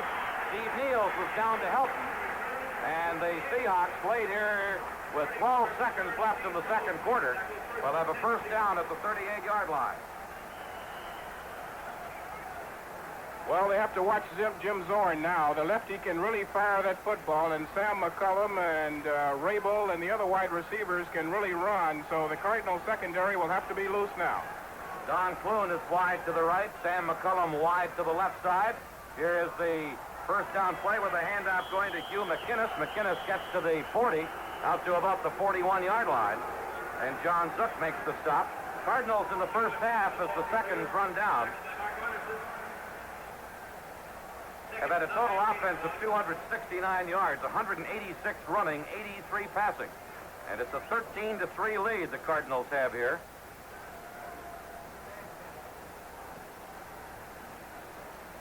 Ball is at the 40-yard line. They've stopped the clock with 8 seconds left, and I guess the Seahawks, yes, they have called timeout. We mentioned Don Coryell being from Seattle, Terry Metcalf. Mark Arneson, who helped out on that last tackle, is from Bellingham, Washington, which is only about 100 yards north of Seattle. So, Mr. Arneson back in his home part of the country today. Zorn heads back into the huddle. The Seattle quarterback, 6'2", a 200-pounder. He played a little bit in the preseason last year with the Dallas Cowboys and was one of the late Cowboy cuts. Sam McCullum is wide to the left side. Don Clune is the wide receiver right. 8 seconds left in the half. Zorn back to throw. Throws it down the middle and completes it up at midfield to Ron Howard, the tight end. He's tackled immediately by Larry Stallings. And the Seahawks call a timeout again with 3 seconds remaining until halftime. And they move the ball into Cardinal territory. They will have one more shot at it. And mark it right at midfield. And we have 3 seconds left until halftime. Someone else we should say hello to along the Cardinal Network today is Mr. Bob Starr, who you'll be hearing on these broadcasts throughout the football season once the baseball Cardinals end their baseball season. Mr. Starr, no doubt, just driving home from the ballpark in St. Louis, and like the rest of you, I hope enjoying the broadcast, which sees the Cardinals leading 13-3. I know you like the score anyway. I'll tell you what, I'm sure Mr. Starr is demanding that we bring home a double victory on this road trip, and so far the Seahawks certainly aren't rolling over and playing dead to allow that to happen. Some finals: Houston 20, Tampa Bay nothing, Chicago 10, Detroit 3, San Francisco 26, Green Bay 14, Dallas over Philadelphia 28-7. In the fourth quarter, San Diego 30, Kansas City 16. So the Seahawks here with one last shot before the halftime intermission, just 3 seconds left. They send the wide receiver Largent out to the left side. Clune is a wide receiver too, and here's Zorn back to throw under some pressure. Ducks away from it, throws long, and it is almost intercepted but batted away by Norm Thompson. Pass intended for Sam McCullum. It was well underthrown, and Thompson could have had a gift at the 20-yard line, but on the last play of the half just got his hands on it, couldn't hold it, and it bounced away free as an incompleted forward pass. So the fans here in Seattle, around 65,000 of them, have seen their first half of National Football League season, regular season play, and the Seattle Seahawks walk off the field trailing the Cardinals by a 10-point margin. That's the end of the first half, and the score: the St. Louis Cardinals 13, the Seattle Seahawks 3. And along with quarterback Steve Prozakowicz, had one heck of a night in Los Angeles. Here the Cardinals lead Seattle 13-3 as Jim Bakken gets ready to kick off. Lyle Blackwood, Andy Bolton, and Steve Largent are the deep men for Seattle, all standing back or in the vicinity of the 10-yard line to the goal line, with Bolton being the deep man standing at the 5. So we're ready with the second half kickoff as Jim Bakken puts his boot to the ball. It comes down and is taken by Bolton at the 10. He's to the 15, to the 20, out to the 24-yard line, and a good tackle made on the play by Jeff Severson, who was down fast on the Cardinal specialty teams, and Seattle has the ball first and 10 at their own 26-yard line as we start this second half of play. Jim Bakken accounted for 6 of the Cardinal points with field goals. The other Cardinal points came on an extra point by Bakken and on a 12-yard touchdown pass from Jim Hart to the wide receiver Ike Harris. Jim Zorn in to run the Seattle offense, sends a man in motion to the left side, hands off to the second back through, and a loose football as Bolton was hit and fumbled, and the Cardinals recover at the 26-yard line. Let's see who comes up with the football. And I believe it's Ron Jankowski who did recover it. Bolton really never had control of the ball as he hit the hole and it popped loose. And Jankowski, and also in on the play was Charlie Davis for the Cardinals. But I think it was Jankowski who came up with a loose ball, and the Cardinals have a first down at the Seattle 26-yard line. Pat Tilley is the wide receiver to the left side. He is playing in place of Ike Harris, who was injured earlier. Gray is wide to the right. Metcalf, a notice of the setbacks in behind Jim Hart. The handoff going to Otis. Otis on an off-tackle slant, cuts it to the outside. It is hit back behind the line of scrimmage by Mike Curtis, the veteran linebacker, along with Rollie Woolsey coming up from his quarterback spot. And there's a little bit of a loss on the play of about a yard. Surprisingly, Mike Curtis requested to be moved to the outside. He played all of those years at Baltimore where he had the great career in the middle, but he's on the outside now. And it'll be interesting to see what Mike Curtis can do with a Terry Metcalf or Steve Jones coming out into that flat. Jones is in replacing Otis right now. It is 2nd and 11, St. Louis at the Seattle 27-yard line. Killian Gray wide to the right. Here they work a drop play to Jones, and he's tripped up by Richard Harris behind the line of scrimmage. And there's another loss, or at least no gain on the play, as Jones was tripped up by Richard Harris, a late cut from the Chicago Bears. And it's going to be 3rd and 11 for the Cardinals at the Seattle 27-yard line. So the Seahawk defense reacting well after a fumble by Bolton gave the Cardinals excellent field position. Kelly wide left, Gray wide right. 3rd and 11 Cardinals at the Seattle 27. Hart goes straight back to throw. Has time, throwing down the middle into the end zone to Kelly. Touchdown! Pat Kelly, the rookie wide receiver. Got in behind Dave Brown and took it on the dead run in the end zone. And Tilley, in his first regular season pro game, gets the National Football League touchdown. Jim Hart had all afternoon to throw that football. Pat Tilley went down on a deep post. He got behind the secondary. He got behind at number 22. That's Dave Brown, who came over from Pittsburgh, and right on the money was Jim Hart. Here is Bakken with the extra point try. Whirly holes. Bakken puts it up. It is good. And the Cardinals have increased their lead here over Seattle early in the third quarter on a great pass. Jim Hart's second touchdown pass of the game. This one to the rookie wide receiver, Pat Tilley. And like Ike Harris, who caught his first regular season touchdown pass in the first quarter, Tilley does the same here in the third. There's an official timeout in the score. The Cardinals 20, the Seahawks 3. Jim Bakken getting ready to kick off. The Cardinals leading at 20-3 here early in the third quarter. Bakken booms an end over end down to the 6-yard line to Andy Bolton. Here's Bolton to the 20, up the middle to the 25, and is tripped up there by Severson, Duran, Niels, and Ray White, all in on the stop for the Cardinals. So the Cardinals with a 20-3 lead on the touchdown pass from Jim Hart to Pat Tilley. Now will try and bottle the Seahawks up in their own end of the field as Seattle comes out 1st and 10 at their own 25-yard line. We have 12:43 left in the third quarter. Sam McCullum is the wide receiver to the right side. Don Clune wide to the left. Tight end is Ron Howard. He's to the left side. Quarterback Jim Zorn in the first down play. Going back to throw, a little swing pass out to the right side, and it's incomplete, thrown low, and behind the receiver, Sam McCullum, it is incomplete. Incidentally, we mentioned the Cardinals' home opener next week in St. Louis against the Green Bay Packers. Cardinals announced that there are good seats available for all their remaining home games, except for the October 17th game against the Dallas Cowboys, and for that game there are single seats available only. Cardinal box office is open each day from 9 until 5, Monday to Friday. Good seats available, singles only left for that Dallas game. 2nd and 10 for Zorn and the Seahawks. Zorn back to throw, throws out to the 38-yard line and complete. No, they rule that Sam McCullum tracked the ball.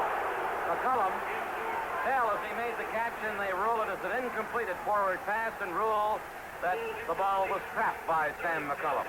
Well, the official was in perfect position as the throw came down. It appeared as though McCullum caught that football. I'm not sure that was an incomplete pass, but there's also a penalty on the play, and they're talking with the Seahawks, so they might get another shot at this as both Clarence Duran and Jeff Severson come in. Here's the illegal procedure. It's against the Seahawks, so that play would have been wiped out anyway, but I could have almost bet a steak dinner that was a complete pass, but I've already got one steak dinner out. No more this afternoon, Mr. Kelly. The call was in an illegal formation against the Seahawks. So it's going to be 2nd and 10, and whether McCullum caught the ball or not is now elementary. 2nd and 10, Seattle at their own 25-yard line. Cardinals leading at 20-3 here in the third quarter. Jim Zorn, the rookie quarterback, dropping back to throw. Zorn throwing on the near sideline and intending it for Don Clune. Incomplete. Over defending on the play was Severson. Also over on that side was Roger Worley, as they had the play well covered. Severson comes into the ball game along with Clarence Duran on passing situations, and they take out Greg Hartle and also the strong safety Ken Reeves. And that was the case on that play. Rookie punter Rick Ingalls will do the punting for Seattle, standing at his 10-yard line. It is 4th and 10 as Gary Hammond drops back for the Cardinals to the St. Louis 35-yard line. Pass from center, a little low, but it is picked out by Ingalls. A low punt. Here's Hammond on the dead run at the 43 out to midfield. Hammond hit at the 47-yard line on a good hit by Ron Howard, the tight end, who got downfield, and as Hammond crossed midfield was hit, he falls to about the 47-yard line. That was one heck of a block by Bob Bell put on Bob Pynchon, and Bob is limping off the field now. He was really hit hard by Bell. Now there's an official timeout. The score is St. Louis 20 and Seattle 3. 1st and 10 for the St. Louis Cardinals at the 48-yard line of the Seattle Seahawks. Mel Gray wide to the left side. Now Tilley switches out of the slot back to the left. High formation in behind Hart. Here's the pitch going to Metcalf on a sweep to this, the short side. Metcalf shakes back, reverses the steal, back at his own 45. Now back to midfield and cracks inside the 45 down to the 43-yard line of the Seahawks. Metcalf runs about 60 yards to pick up about 5 before being stopped by Mike Curtis and Al Matthews. And the gain was 5 on the play, and Metcalf may be the most winded football player in the history of the game for a 5-yard gain, Bill. I'd give $1 million to know what goes through the mind of Jim Hart when he hands off to Metcalf one way and sees him coming back the other way, making Hart a blocker. 2nd and 5, Cardinals in at the Seattle 43-yard line. Gray and Tilley both are wide to the right side. Jones and Otis the setback. Hart is back to throw. Sideline pattern complete to Gray, and Gray is knocked out of bounds at the 38-yard line by Al Matthews. Jim Hart completes his 11th pass of the game out of 15 attempts. He's hit on 2 touchdowns, and the Cardinals have a 20-3 lead here over Seattle. They're going to be... Game is about 4 on that play to Gray, so it's going to be 3rd and about 1 for St. Louis at the Seattle 38-yard line. Tilley comes out of the game.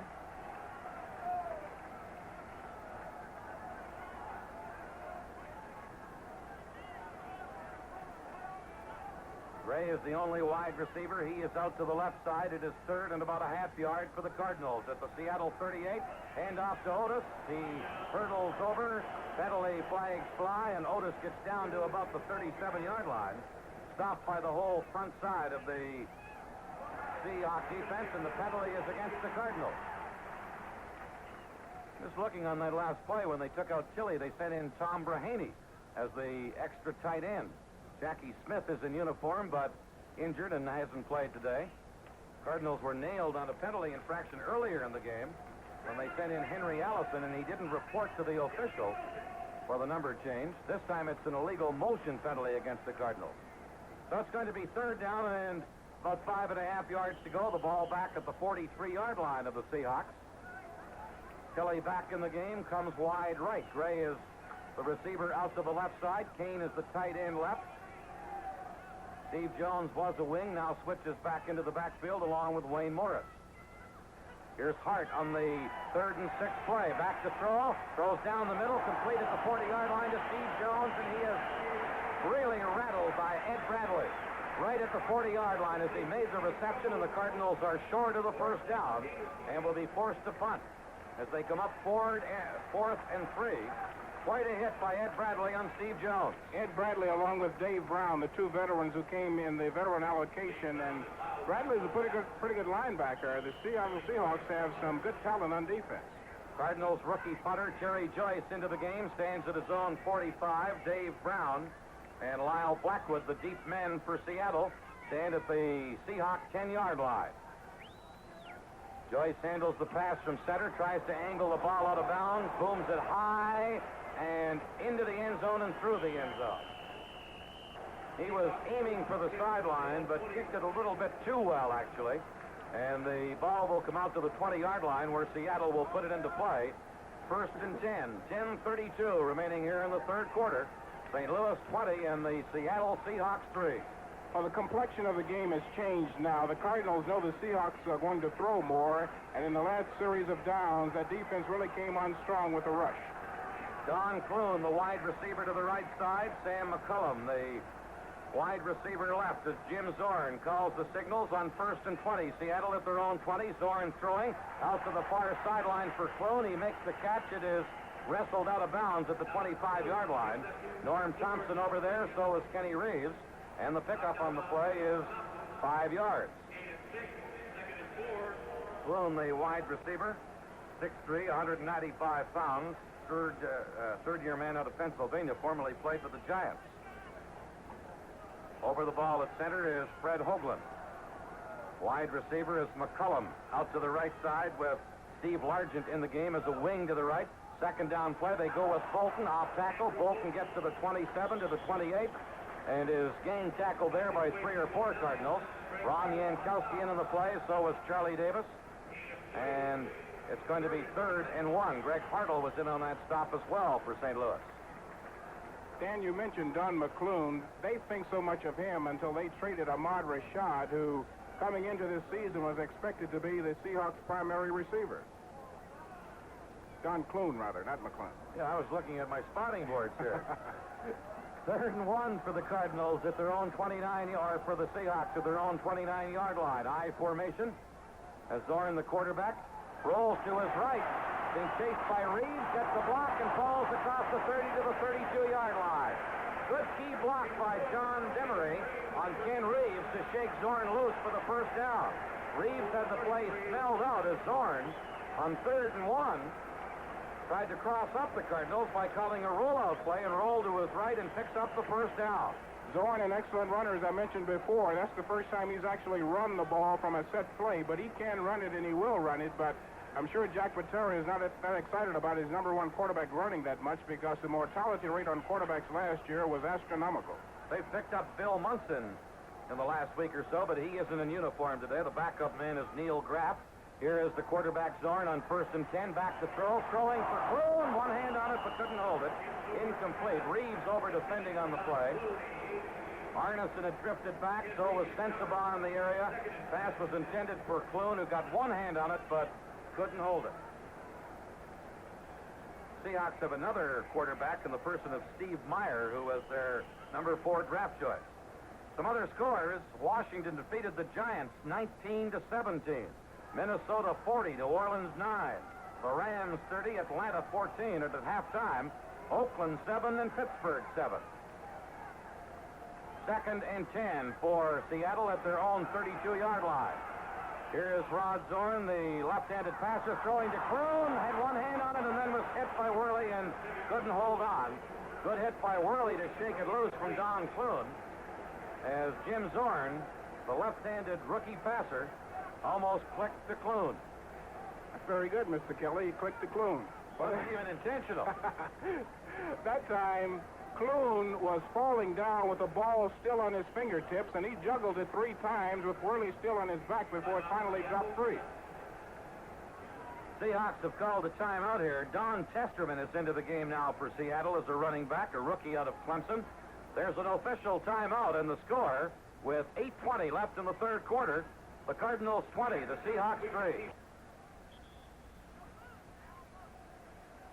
So the Seahawks have called timeout. We have 8:20 left in the 3rd quarter. The Cardinals leading Seattle 20-3. And with the Seahawks falling behind on some of these plays, they are putting in 4 wide receivers, and they have that situation right now. Largent is in, Clune is in, McCullum's in, Howard is in. Here's Zorn on the passing play, going back to throw, throwing it, picked off by the Cardinals. Intercepted by Sensabaugh, and he runs it back into the 23-yard line, picking it off around the 35. And Mike Sensabaugh, the former Kansas City player, picks off his first pass as a Cardinal and runs it into the 23-yard line of the Seattle Seahawks. Let's pause 15 seconds for station identification. This is the Cardinals Football Network. Know the sweetest way to get your licks in? Chapman's ice cream. What's more, you'll get a big kick out of that subtle little difference in the taste. Chapman's ice cream. This is KMOX and KMOX FM St. Louis. 1st and 10 for Jim Hart and the Cardinals after the Sensabaugh interception. Here's an off-tackle play to Otis. Otis a big hole inside the 15 down to the 12-yard line.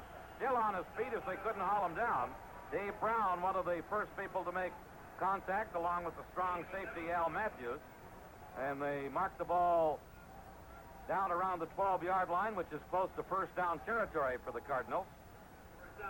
And it is the St. Louis first down at the Seattle 12. Otis has carried 15 times now for 96 yards. On that interception, the Cardinals had a stun on with Zook, the defensive end, going inside, and Marvin Upshaw swinging around the outside. He threw it right into the middle of the zone, rotating to the right side, and Sensabaugh stepped right in front to pick it off. Gray wide right. Pat Tilley is the slot man to the right side. Metcalf and Otis in the backfield. 1st and 10 Cardinals at the 12-yard line. Here's Otis on a sweep. Otis loses his footing back at the 14-yard line, and then Ed Bradley pops on top of him and holds him there. And there will be a loss in the play. They mark the ball at the 13-yard line, so there's a loss of a yard by Jim Otis. Here comes Steve Jones into the game. Jones comes in to replace Otis. Metcalf is the other running back. 2nd and 11 for the Cardinals at the Seattle 13-yard line. Gray is to the left. Chili to the right. J.B. Kane is the tight end to the left side. Jones was a wing, now switches back into a regular backfield position behind Jim Hart. Here's a quick opener to Metcalf inside the 10 down to the 8-yard line. Goes Gary Metcalf. Niehaus making the stop along with Richard Harris, the right defensive end. And the pickup by Metcalf was 5. It's going to be 3rd and 6 for St. Louis. The ball resting just inside the Seattle Seahawks 9-yard line. Metcalf has carried 10 times for 85 yards, so the Cardinals' ground game with Metcalf and Otis has been sound. Gray is to the left. Chili is to the right. Metcalf is a wing to the left side. Now switches back into a split backfield position along with Steve Jones. Hart, the quarterback, dropping straight back to throw. Hart looking into the end zone, throwing for J.B. Kane, and it was high over his head as the play was well defended by Dave Brown. And it's incomplete, and that will bring up a 4th down play. And the Cardinals will try another field goal. Jim Bakken has kicked a couple already today. And we'll try and add to the Cardinal lead right here. Worley is in to hold at the 16-yard line. So it will be a 26-yard attempt by veteran field goal kicker Jim Bakken. Pass from center by Brahaney is good. Bakken gets the kick up, and it is good. And Bakken with a 26-yard field goal makes the score the Cardinals 23 and Seattle 3. Well, that makes 2 times that the Cardinals have been inside the Seattle Seahawks 20-yard line and have had to settle for a field goal. On that particular play, Jim Hart, the veteran quarterback that he is, looked all around the end zone. He saw every player was covered or double covered, and he simply threw it over the head of the tight end on that play, J.B. Kane, and settled for the 3 points instead. 5 minutes and 47 seconds remaining here in the 3rd period.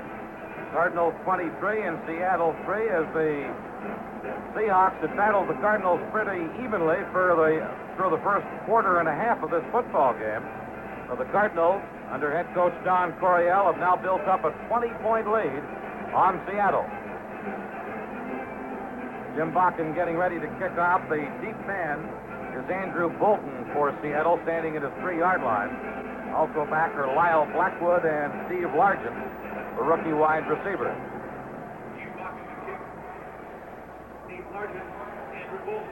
By the way, Ike Harris is okay. He's standing along the sideline with his helmet now. He hasn't returned to the game, though, since being injured in the first quarter. Here is Bakken's high end-over-end kickoff, taken at the 12-yard line by Bolton. Bolton swings it out to the left side, comes to the 30, trips over his own blocker, and then is grabbed right there by the Cardinals at the 25-yard line. And it was Wayne Morris who came down and made the stop after Andy Bolton had tripped over his own blocker when he appeared to have some running room out in front of him. So it's 1st and 10 Seattle at their own 30-yard line. As Jim Zorn and the offensive unit come back in to try and play some catch-up football. Sam McCullum is the wide receiver to the left side. Don Testerman is in the game as a running back. He's number 42 and is in there along with Andy Bolton. Backs are strong left in behind Zorn. Here is an end-around play as they work it to Steve Largent. Largent hit back behind the line of scrimmage back at the 28-yard line as they tried to work the wide receiver around play, and it was John Zook who broke through and broke it up, and there's a loss in the play of about 3 yards. They tried to fool the old veteran Larry Stallings, and Larry was standing there looking the wide man right in the eye as he came back. Larry didn't make the tackle, but he turned the play back inside in pursuit by John Zook, made the play. 2nd and 12 for Seattle with the ball now at their own 28-yard line. They trail by 20 points in this football game here in the 3rd quarter. Here's Zorn back to throw. Zook's after him. Pass is knocked down and almost intercepted by Mike Dawson, the rookie, as Zook almost took Zorn's head off. Zorn unloaded and almost threw it right into Dawson's hands. He did, as a matter of fact, but Dawson couldn't hold it. And there's a penalty marker down, and the Seahawks have been called for holding. A 3rd quarter score in that AFC battle between the Steelers and the Raiders. It's Pittsburgh 14, Oakland 7. A 60-yard run and lateral, Franco Harris to John Stallworth, and the Steelers are on top of the Oakland Raiders, 14-7 in the 3rd quarter. Severson and Duran come into the game as the Cardinals go into their... Cardinals have declined the holding penalty. So it will be a loss of down for the Seahawks.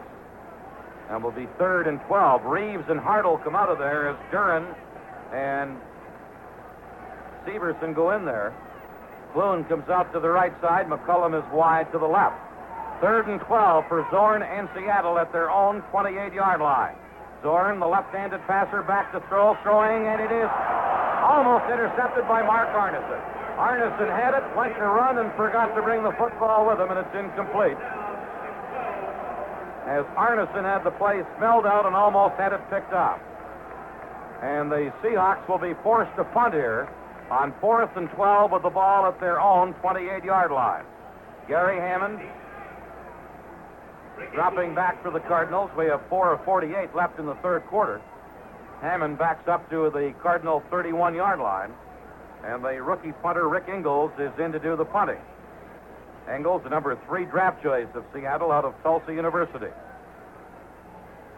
He stands at his own 14-yard line and booms a good one. Hammond has to back up all the way to his own 21. Here's Hammond trying to beat the first man. Loose football. Up for grabs at the 15. The cover at the Cardinal 15. And it was number 78, Bob Newton, a guard, who got down and pounced on Hammond's fumble. And Seattle has a first down at the St. Louis 15. And the big crowd comes to life. It was Dave Brown who made the play. Dave Brown came down on Gary Hammond as Hammond was backing up to receive the kick. He took the kick. Brown came in right on top of him and knocked the ball free, and Bob Newton recovered. So the Seahawks, trailing 23-3, have a big opportunity here. 1st and 10 at the Cardinal 15. McCullum to the left. Largent is wide to the right. Zorn, the quarterback, on the first down play. Gives to Bolton. Bolton going off tackle. Got a couple of yards back. Larry Stallings came over and made the stop along with Ron Yankowski, and they really was stopped right at the line of scrimmage, so there's no gain on the play. With the fumble recovery after the punt, the Seahawks pick up a 55-yard gain down to the Cardinal 15-yard line. McCullum going to the right side. Clune wide to the left.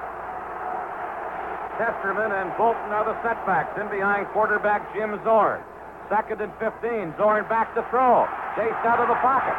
Now rolling into the end zone. Touchdown McCullum! Sam McCullum with a spectacular catch for a touchdown. And listen to this crowd in Seattle.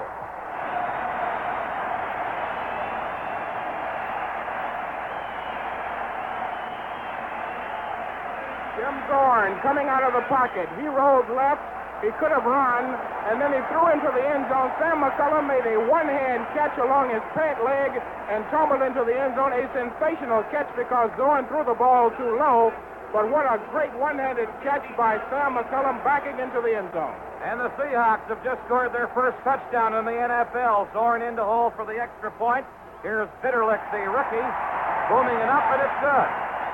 And this brings the crowd of near 65,000 to life here in Seattle as the Cardinals have built up a 23-3 lead, and now their lead has been cut to 13 points, all resulting in a fumble by punt return man Gary Hammond, which was recovered, and then Zorn on a second down play hitting Sam McCullum. The ball, as Bill mentioned, was throwing low. McCullum got one hand on it around the 1-yard line, fell to the goal line or into the end zone, and really had to hold that ball on his hip or on his leg to make sure he held onto it. Zorn is such a great runner. When he sprinted out to the left side, the safety on that side came up because he thought Zorn was going to run it in. When he did, Sam McCullum ran right by him, had his face looking right at Zorn. Zorn fired the ball down at his knee. He grabbed it with one hand and finally corralled it in the end zone.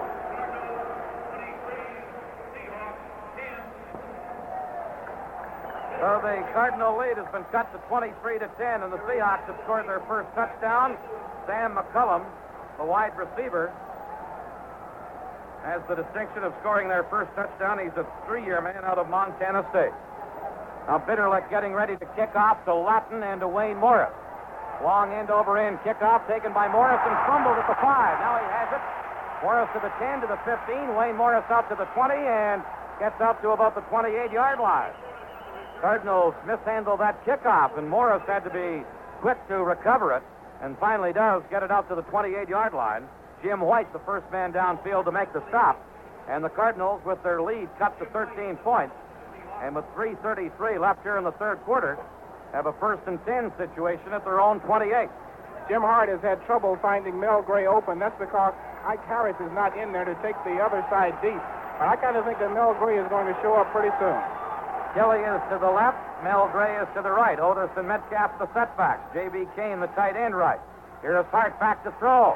Completes it down the middle to Chili on a post pattern. Took it at the 40, gets out to the 44. As Chili ran a short post and finally was seconded by Roley Woolsey. And it is a Cardinal first down. The attendance here today in Seattle, 58,441. 58,441.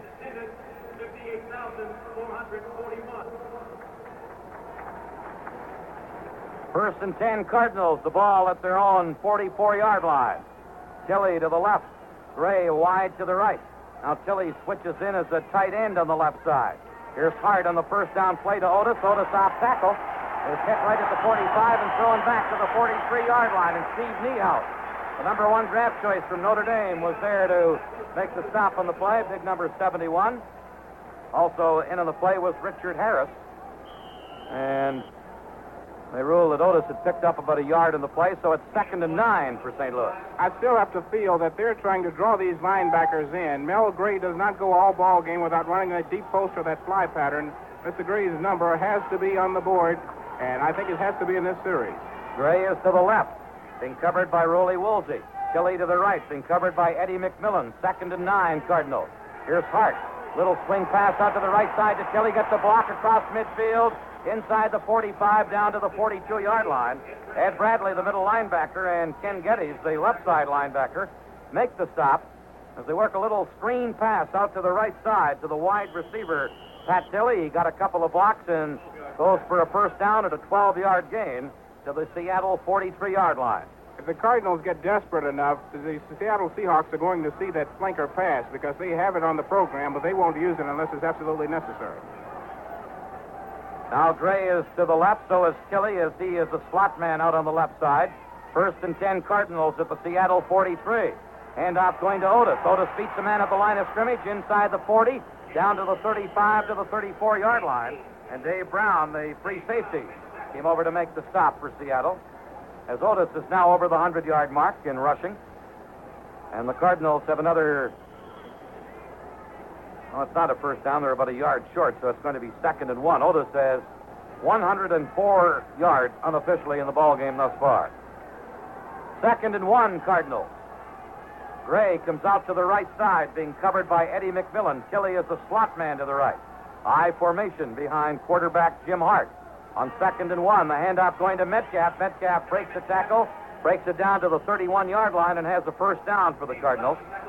Dave Brown, the free safety, who has been in on an awful lot of tackles today, along with Al Matthews, the strong safety, made the stop on the play.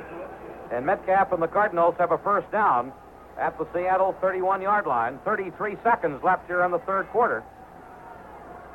Cardinals send Gray wide left, Chili the slot left. J.B. Kane, tight end right. Metcalf and Otis are in the backfield behind quarterback Jim Hart. 1st and 10 at the Seattle 31. Here's Metcalf on a sweep to the right side. Gets a block. Gets inside the 25 down to the 20 and was right behind Conrad Dober all the way downfield as Dave Brown came over and made the stop. And Metcalf has another first down for St. Louis, a 12-yard gain. And that should bring Metcalf to the 100-yard mark for the day on his 12th carry of the football game. These, of course, unofficial statistics at this point. Dober doing some good lead blocking. Dobler was after Eddie McMillan, and he finally got Eddie and bounced him out of bounds, but it's amazing the speed that Dobler has to turn that corner ahead of Metcalf. 1st and 10 Cardinals at the Seattle 18. Gray is wide left. Chili to the right. Now Chili moves in as a tight receiver on the right side. Handoff to Otis, a big hole. He cracks down to the 12-yard line. The hole opened, but closed quickly, and Al Matthews and Dave Brown, the two safeties came up and made the stop on what was the last play of the third quarter. Cardinals are threatening here. They have a 13-point lead.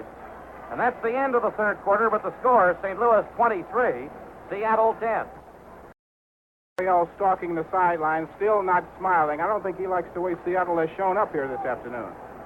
McCollum is wide to the right side with Steve Largent wide to the left, the rookie. Here's Zorn on the first down play. Fakes the draw and is throwing the long bomb for McCollum. He's got it! In behind Thompson, McCollum at the 10. A 72-yard touchdown play.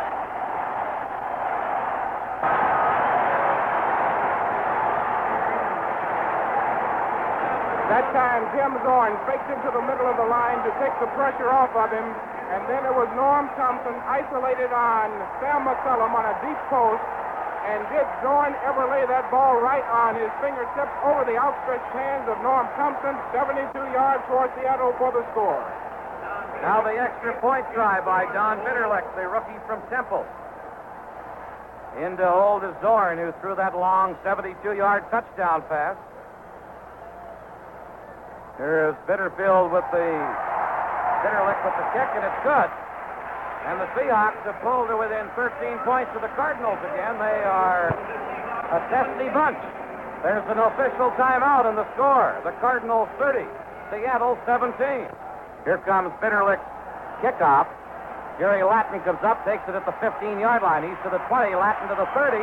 Latin breaks it to the 34-yard line and was cut from behind by number 52, Randy Cofield. As Latin appeared to have some daylight, but Cofield caught him from behind. And the Cardinals have a first down at their own 35-yard line. Jim Zorn has been quite impressive here in his debut as the Seattle Seahawks quarterback today. And, of course, so is the veteran Cardinal signal caller, Jim Hart, who's been on the money. Hart sending out Ray to the right side and Chili the slot man right. First and 10, St. Louis at their own 35-yard line. Hand off to Otis. He ran into his blocker, J.V. Kane, the tight end, and the play goes nowhere. Carl Barisic was there to cover up and make the finishing tackle, but the play was really stopped when Otis ran into the tight end, J.V. Kane. The Cardinal defensive unit has had problems all afternoon because faking that ball, every pass is almost pass play action, which freezes those rushing linemen, and Jim Zorn has made very effective use of that. Gray is wide right against Eddie McMillan. Chili to the left side against Rollie Woolsey. It is second and 10 Cardinals at their own 35, and Hart is back to throw. Hart throwing, completes it to Gray at the 45. Gray reverses his field over to this side, gets a couple of blocks. Dances down to the 45, to the 40, into the 43. Some nifty running by Mel Gray, and finally brought down by Ken Geddes. And the Cardinals have a first down. I knew sooner or later Mel Gray had to get that football. They've been double covering, but that time Jim Hart faded into the pocket, good protection, fired an angle of 45 degrees to Mel Gray. He stepped inside a block by Conrad Dobler, came all the way to the left sideline, picked up Conrad Dobler once again, picked up Terry Metcalf, tried to get back inside, one block away from going all the way. First and 10 Cardinals at the 38-yard line of Seattle. Both the wide receivers, Gray and Chili, are to the right. They work Otis on a sweep to the right side, down to the 31-yard line. Goes Jim Otis. Tackled by Dave Brown, the free safety, and Eddie McMillan, the left cornerback. And the pickup on the play was about 7. Here's the handoff of the sweep to Metcalf, and he is stopped back at the 32-yard line.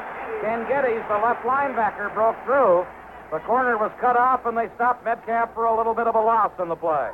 Time to go back upstairs again, put the ball back in the air, because sooner or later, one of those receivers has to be free. He has not gone to J.V. Kane.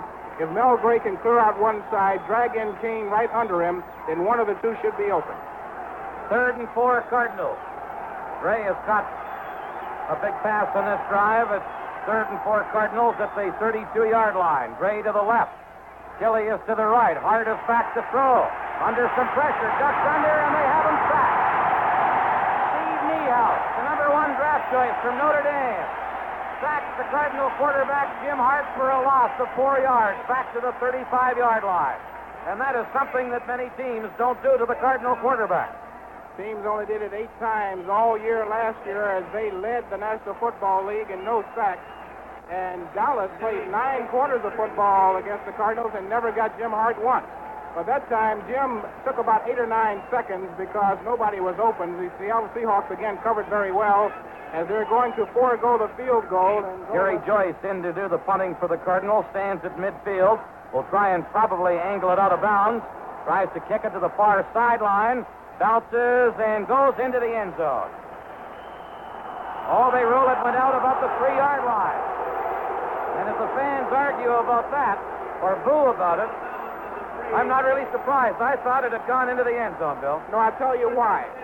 The ball is marked where it sails over the outbound line. Now, while it bounced in the end zone, it sailed out of bounds on the 3-yard line. The official was correct in that call. It's not where the ball hit. It's where the ball goes out of bounds on the fly. That was a correct marking by the official.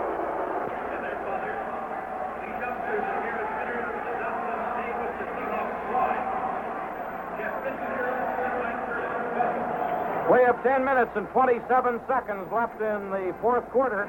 Cardinals 30, Seattle 17, and Gary Joyce punted for the Cardinals, and they roll the ball one out of bounds at the 3-yard line, and that's where Seattle will have to put it into play. I'll have to agree with you, Dan. I, too, thought it had gone out of bounds. So did Terry Joyce, because as he stood back there alone watching the flight of that ball, he shook his head. I don't see how the ball could have gone out on the 3, because it never hit the ground until it hit in the end zone. And in order for that ball to have gone out on the 3-yard line, it would have had to have changed direction in flight. And that's impossible. That was not a curve. Maybe he kicked the slider. Maybe so, but you could have fooled me. Well, the fans here in Seattle didn't think that the ball had gone out of bounds at the 3-yard line, but the men who have the final word did. Zorn and the offense take over at their own 3, and this crowd is solidly behind this young Seattle expansion team, and Zorn is back into the end zone to throw. Throwing down the middle and incomplete. Intended for Steve Largent out around the 40-yard line. Thompson and Sensabaugh were both in the area covering.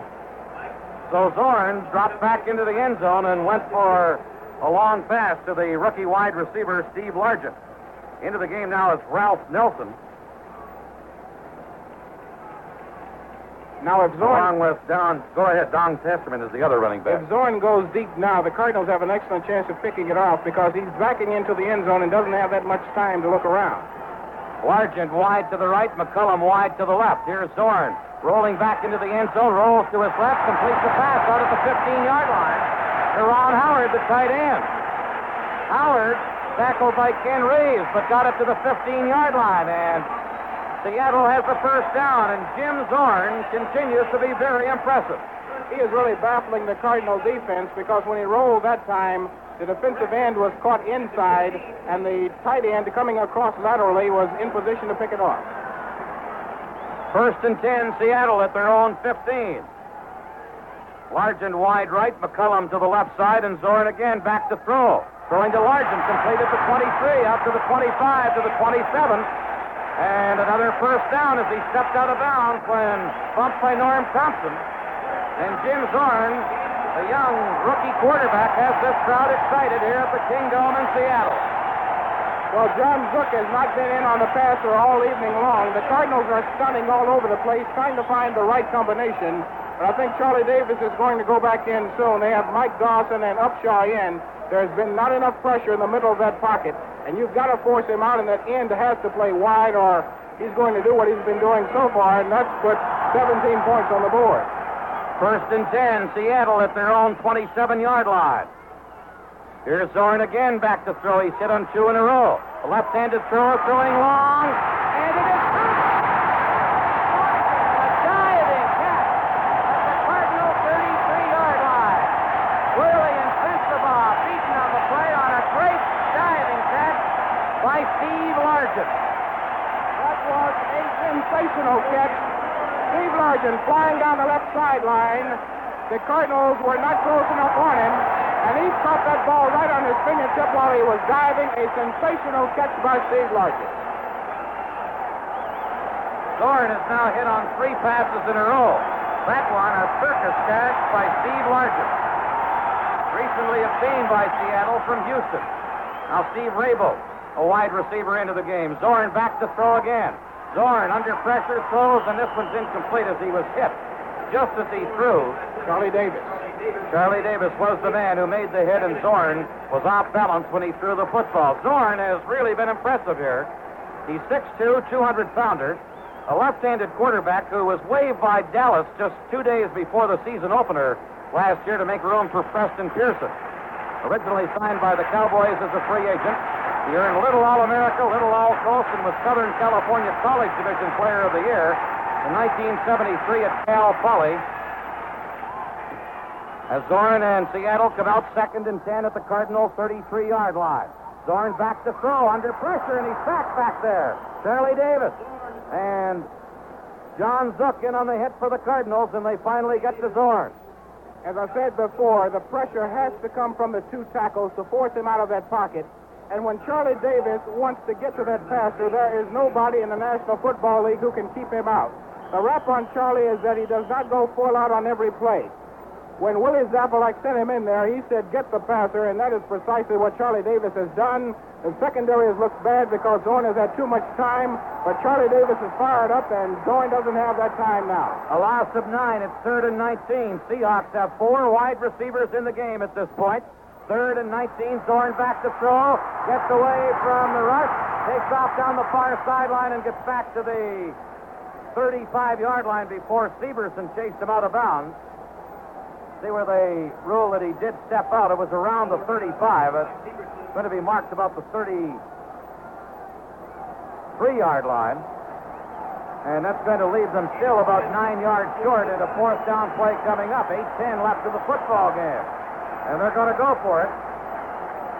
Steve Largent is in there. Steve Rabel is in there. Ron Howard is in there. As they go with plenty of wide receivers in this situation. 4th and 10. The Seahawks have McCullum to the left. They have Clune out to the right. Wide receivers all over the place. 4th and 10. Zorn back to throw. Completes it to Howard. The tight end, and he'll be close to the 1st down. Tackled immediately on the play. But let's see whether they have the 1st down or not. As they hit the tight end, Ron Howard down at the Cardinals' 23-yard line. From right here, it looks short because they stopped him. He could not get any forward progress. Meanwhile, Ron Yankowski limping out of the ball game. I think he's short. But let's see. He is short. He's short. Cardinal ball, 1st and 10 on the 24-yard line. That offensive unit of the Seahawks gets quite an applause as they head for the Seattle bench. They wound up about a half yard short of the 1st down on a 4th down gamble. And the Cardinals, with 7:57 left in the game, take over 1st and 10. The Cardinals lead 30-17. Give your thanks to Charlie Davis. He's the man who turned this ball game around. Now Gray and Chile go wide to the right side. Jim Hart and the Cardinals, who have had their hands full here today, take over offensively. Handoff going to Otis. Penalty marker down as Otis gets out to the 28-yard line. It appeared like someone on the right side of the Cardinal line may have jumped the gun. I can't believe this score is 30-17 because the way the Seattle Seahawks have played here this afternoon, you'd think this ball game was a lot closer than that. It doesn't matter what the final score here is this afternoon. The Seattle Seahawks have certainly acquitted themselves well. Jim Zorn has been outstanding. And I'll tell you, if I were the coach of an opposing team, every pass play I would run would be off pass play action because the Cardinals have had a bundle of trouble here trying to defend against it. Dan Deerdorf was the man who was called with the illegal motion. So it's going to be 1st and 15 for the Cardinals. Back at the Cardinal 18-yard line. Tom Banks over the ball at center. Gray is wide right. Kelly to the left side. Metcalf and Otis to the running back. 1st and 15, St. Louis, as the Cardinals switch into an I formation now. Here is Hart. Works the draw play to Metcalf. Metcalf out to the 20 to the 21-yard line. And is stopped there by Ed Bradley, the middle linebacker. As Metcalf picks up about 3 yards in the play, so it's going to be 2nd and 12 for St. Louis. At the 21-yard line. 7:33 left in the 4th quarter. Cardinals lead by 13, 30-17. Gray to the right side. Pat Tilley wide left. Metcalf Was a wing, now switches back. The backs are strong left behind Hart. 3rd and 12, Hart back to throw. Screen pass to Jones. Jones breaks the tackle at the 20, out to the 24-yard line, and is brought down there by Al Matthews, the strong safety. And the Cardinals are going to come up with about 9 yards to go. So it's going to be 3rd and 9 for St. Louis. In the fourth quarter, Pittsburgh leads Oakland by a score of 21-14, but never mind that. The Cardinals have their hands full here, leading 30-17, 6:45 on the clock. 3rd down and 9. They have to make a first down here. 6:40 left in the fourth quarter. Rays to the left. So is Chile. He's in the slot. 3rd and 9, St. Louis at their own 23 as Hart drops back to throw. Hart looking downfield. It is intercepted. Intended for Gray and intercepted by Rolly Woolsey, who runs it back to the 25-yard line. A penalty marker down, and the Seahawks have a first down at the Cardinal 25 after the interception by Rolly Woolsey.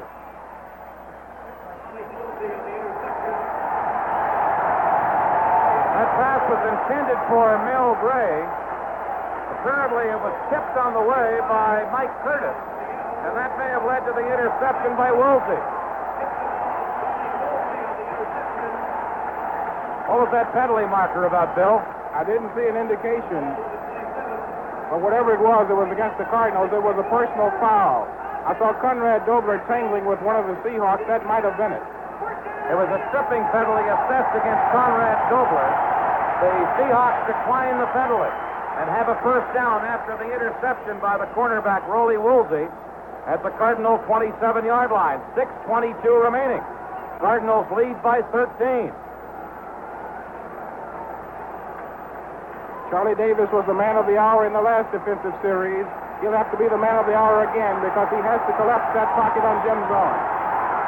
Zuck, Upshaw, Davis, and Jankowski, the front four. Here's Zorn on the first down play at the Cardinal 27, and he's sacked by Jankowski back at the 39-yard line.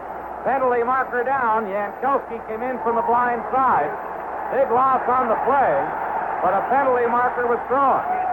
And it appears to be against the Cardinals. It appears to be against Greg Hartle for holding. We'll get the official call. That is the call. So the Seahawks, after a key defensive play by Jankowski, which is nullified by a defensive holding penalty, moves the ball down to the 22-yard line, and it will be 1st and 5 for Seattle.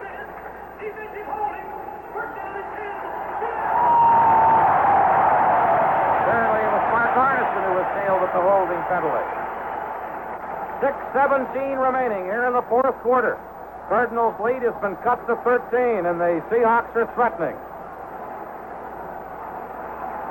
They have 1st and 10 at the 22-yard line. I thought it would be 1st and 5. Here it is, 1st and 10 at the 22, and Zorn is back to throw. Rolls out to his left. Throwing. Completes it at the 8-yard line. No, it is incomplete.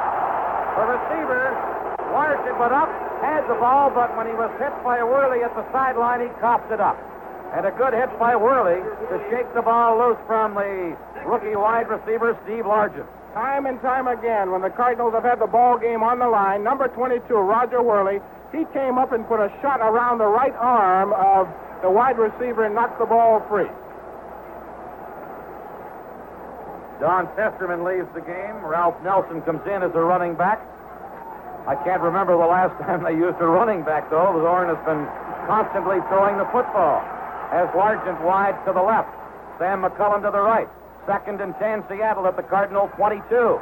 Zorn back to throw. Down the middle and intended for the running back, Andy Bolton, but it was underthrown and incomplete. And it will be 3rd and 10 for Seattle. Now it's 6:03. And every time you have an incompleted pass, that clock stops. It seems we've been around the 6 and 7 minute mark left in the fourth quarter for the last 10 minutes. We certainly have. Ron Jankowski and Charlie Davis put the pressure on Zorn that time, and now the Cardinals are getting the pressure they didn't get earlier in the ball game, and you can see the results with the incompleted passes and the drop passes. Cardinals bring in 2 extra defensive backs. 3rd and 10. Here's Zorn back to throw, throwing down the middle, and it is incomplete. Boone had it in his hands at the 3-yard line and was hit by Jason Duran and coughed it up. Sensabaugh in the area as well. And Clune had what appeared to be a first down and perhaps a touchdown at the 3-yard line. He should have caught it, no question about it. The quarterback, Jim Zorn, put that ball right on the money. The Cardinals' deep 5 dropped back, but he came right between the zone. He had the ball in his hands. He should have caught it. The only thing that would have prevented him from catching it would have been a hard hit by Jason Duran. And at the 2-yard line, what does it matter the way Zorn is throwing? So it's going to be 4th and 10, and the Seahawks are going for it. They have 4 wide receivers in the game, along with quarterback Jim Zorn. 4th and 10 at the Cardinal 22 with 6 minutes remaining. Zorn back to throw. Completes it down to the 8-yard line to Ron Howard, the tight end. And the Seahawks have a first down. Mike Sensabaugh made the tackle on Ron Howard. And they mark it inside the 8, so it will be 1st and goal for Seattle. Well, again, no pressure on Zorn. He simply waited for the tight end to go down about 10 yards and peel back into the middle, and he threw the ball right between the defense. And again, the front 4, no pressure. That's been the problem all afternoon, as Willie Zappa, like clapping his hands on the sideline, asked his defensive line to put it on the line now. McCollum to the left. Larson is to the right. 1st and goal, Seattle at the Cardinal 8. Zorn rolls out to the right side. Going to run it at the 5. Down into the end zone. Touchdown! Jim Zorn. An 8-yard rollout was hit by Ken Reeves, but fell into the end zone.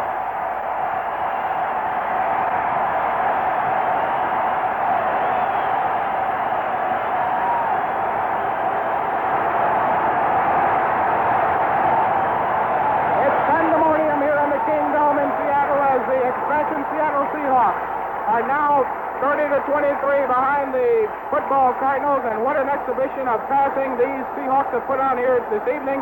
Jim Zorn outran the coverage on the left side and got banged at the goal line, but he went in for the touchdown. Zorn to hold. Don Bitterlich to try for the extra point. The margin is 7 now. Bitterlich puts it up, and it is good. And Bitterlich makes things even more interesting for these Seattle fans. A little more testy for Cardinal fans. A 6-point margin with 5:03 remaining. There's an official timeout on the score. The Cardinals 30, Seattle 24.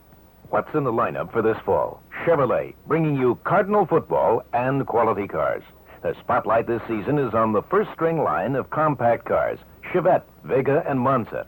With one of these new Chevys, you can keep the scrimmage on the football field. No more defense on the parking lot. And you can park in spaces average cars pass by. Yet still be comfortable driving to and from the stadium. And there's plenty of room for you and your family and the Cardinal pennants, too. You know, you can always count on Chevrolet. And this team of compact Chevys will keep you cheering its performance. Test drive a Chevette, Vega, or Monza. It'll win your approval. See your Chevrolet dealers today and get in on the best lineup this season. Francis Chevrolet Company, 11,200 St. Charles Rock Road, Bridgeton, Missouri. Charlie Chevrolet Incorporated at 3721 South Grand Boulevard, St. Louis, Missouri. And Schmidt Chevrolet Incorporated, 512, 518 West Main, Belleville, Illinois.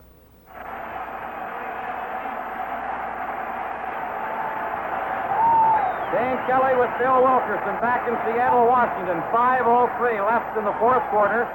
Cardinals lead by 6 points as Don Bitterlich is ready to kick off. Jerry Latin is the only deep man for the Cardinals. Bitterlich booms it down to Latin, who takes it at the 9. He's to the 15 to the 20. Latin tries to cut to the outside, brought down at the 23-yard line. And the man downfield was Don Dufek to make the stop on Jerry Latin. As the Cardinals, with less than 5 minutes to play, have the football and have only a 6-point lead on the Seattle Seahawks. The big question of the afternoon has just come up, and we know the answer. Will you put Terry Metcalf in on the kick returns when you need him? You can't tell me they don't need him right now, and he wasn't in there. And it is a first down for the Cardinals at the 24-yard line. Gray to the left. Kelly goes to the right. Backs are split in behind. Quarterback Jim Hart. Cardinals with only a 6-point lead in the Kingdome in Seattle.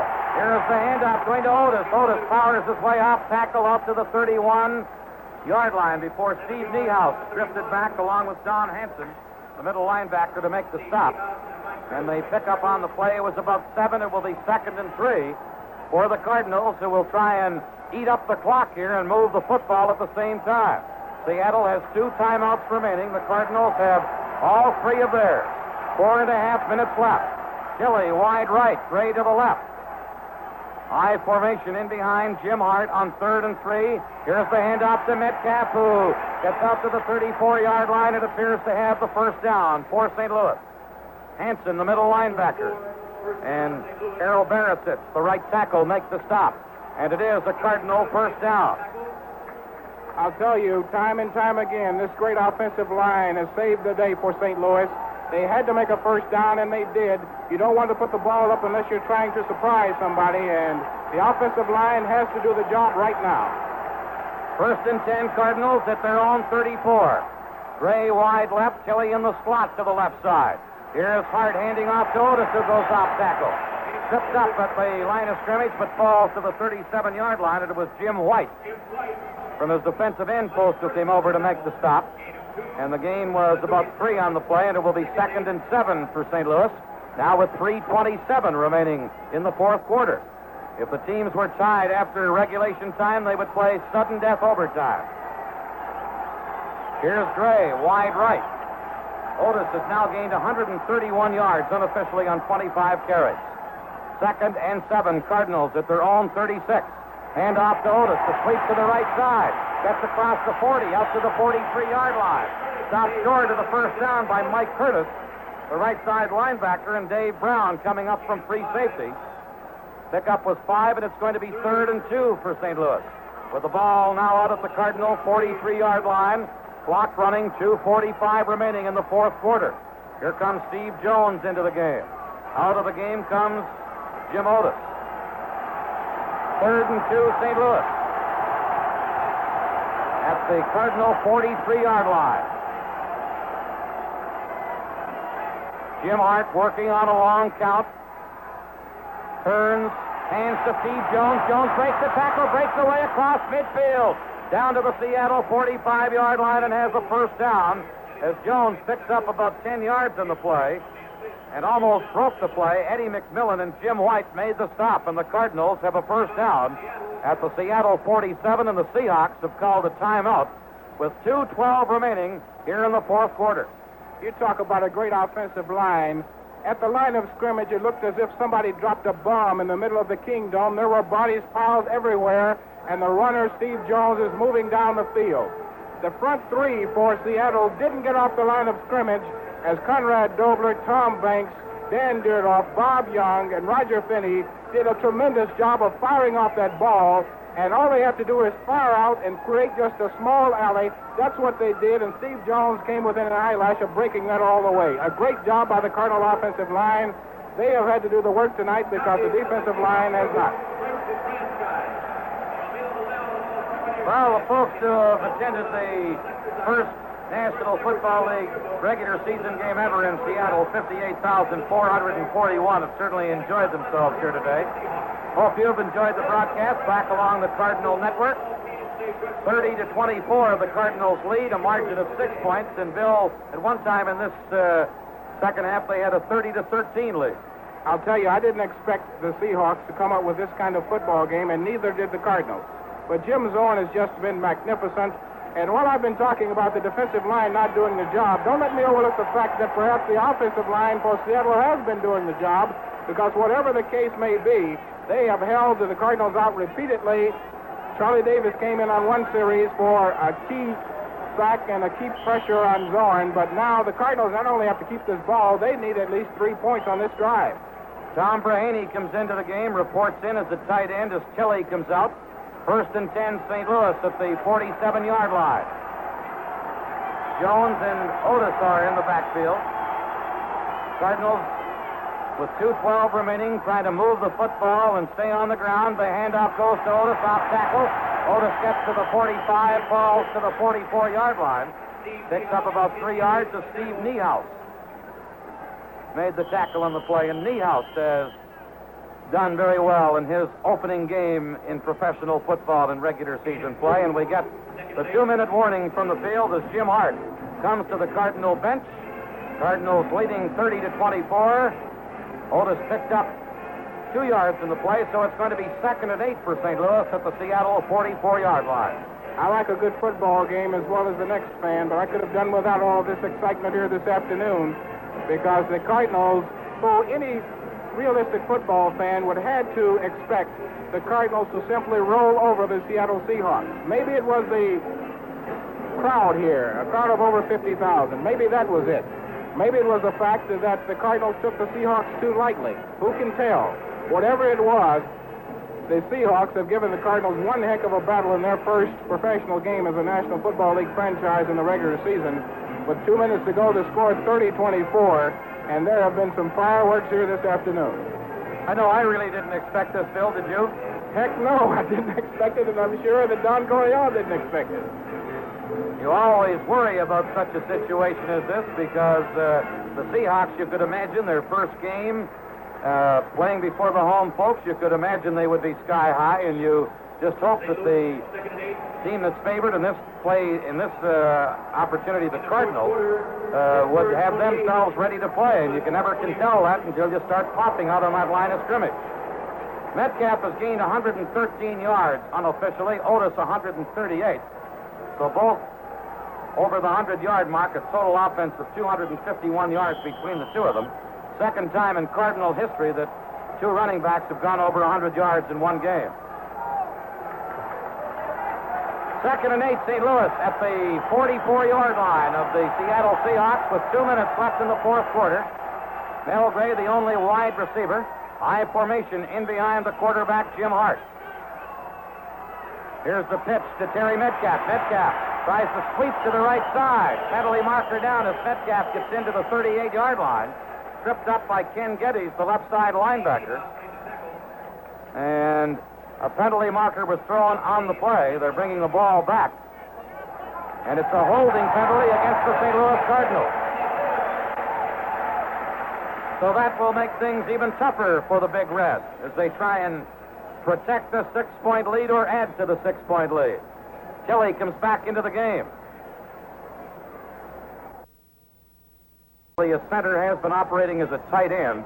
Jackie Smith, the veteran Cardinal tight end, injured, is in uniform but hasn't seen action.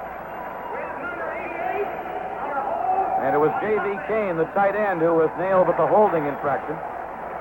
Stan, right here, I would go with either of two plays. I would go with the screen to Metcalf, or I would go with the fake screen to Metcalf and let him throw the football because those cornerbacks are extremely tight right now, and I think Mel Gray could sprint by them for 6. 2nd and 18 for the Cardinals, back at the St. Louis 46-yard line. Wide receivers, Gray and Tilley, are up to the left side. Hart on the 2nd and 18 play works a draw play to Jones. Jones across midfield down to the 48-yard line. Mike Curtis making the tackle. Also, Ed Bradley in on the stop. Cardinals are going to be well short as they face the third down play, and the Seahawks have called a timeout here with 1:46 remaining. After an 8-yard pickup on the draw play by Jones, the Cardinals still have 10 yards to go and face a third down situation. Well, the Seahawks know quite well that the Cardinals, in all possibility, will put the ball in the air. Will they blitz a linebacker? It would be a pretty good play. However, if you blitz a linebacker, you leave yourself wide open to that quick slant to the tight end. And Jim Hart has not gone to J.V. Kane all afternoon, so I'm sure that as Don Coryell and Jim Hannafin talk along the sideline with Jim Hart, that they are discussing this possibility. You've just used the draw play, so I doubt that they'll come back with that. And are you brave enough to go deep on a 3rd and 11? If you miss, then you got the punt. More than a minute, almost a minute and a half left in the ball game. So this, of course, is the play of the football game to this point. The Seahawks have just called their final timeout. They called timeout here, and they have no timeouts remaining with 1:46 left here in the fourth quarter. Hart was over at the Cardinal bench with Don Coryell, Sam Weiss, and Bill Dockers, and Jim Hannafin. They have discussed things, and Hart goes back in as the Cardinals on 3rd and 10.5 have the ball at the Seattle 47-yard line. It's St. Louis 30, Seattle 24, a 6-point margin. Gray is the wide receiver. Out to the left side. Chili is a slot man left. Now the Cardinals switch around. Chili is wide to the right as it was Kane who was in the slot on the left side. Here is Hart. Works the draw to Metcalf. Metcalf dances inside the 45. Fumbles. The ball pops close to Deerdorf. Deerdorf runs down to the 43-yard line and is stopped there, and the Cardinals are stopped short. And they are fortunate as Metcalf fumbles that the ball popped right into the arms of Dan Deerdorf. I can't believe the Cardinals came back with a draw play after the Seattle Seahawks, so tight on the previous draw play, were looking for it. And you talk about the bounce of the ball. That was a lucky bounce of the ball for the football Cardinals. It's fourth down for St. Louis and 7 yards to go. And Terry Joyce is in to do the punting. 1:18 and running. No timeouts remaining. Brown and Lyle Blackwood are the deep men for Seattle.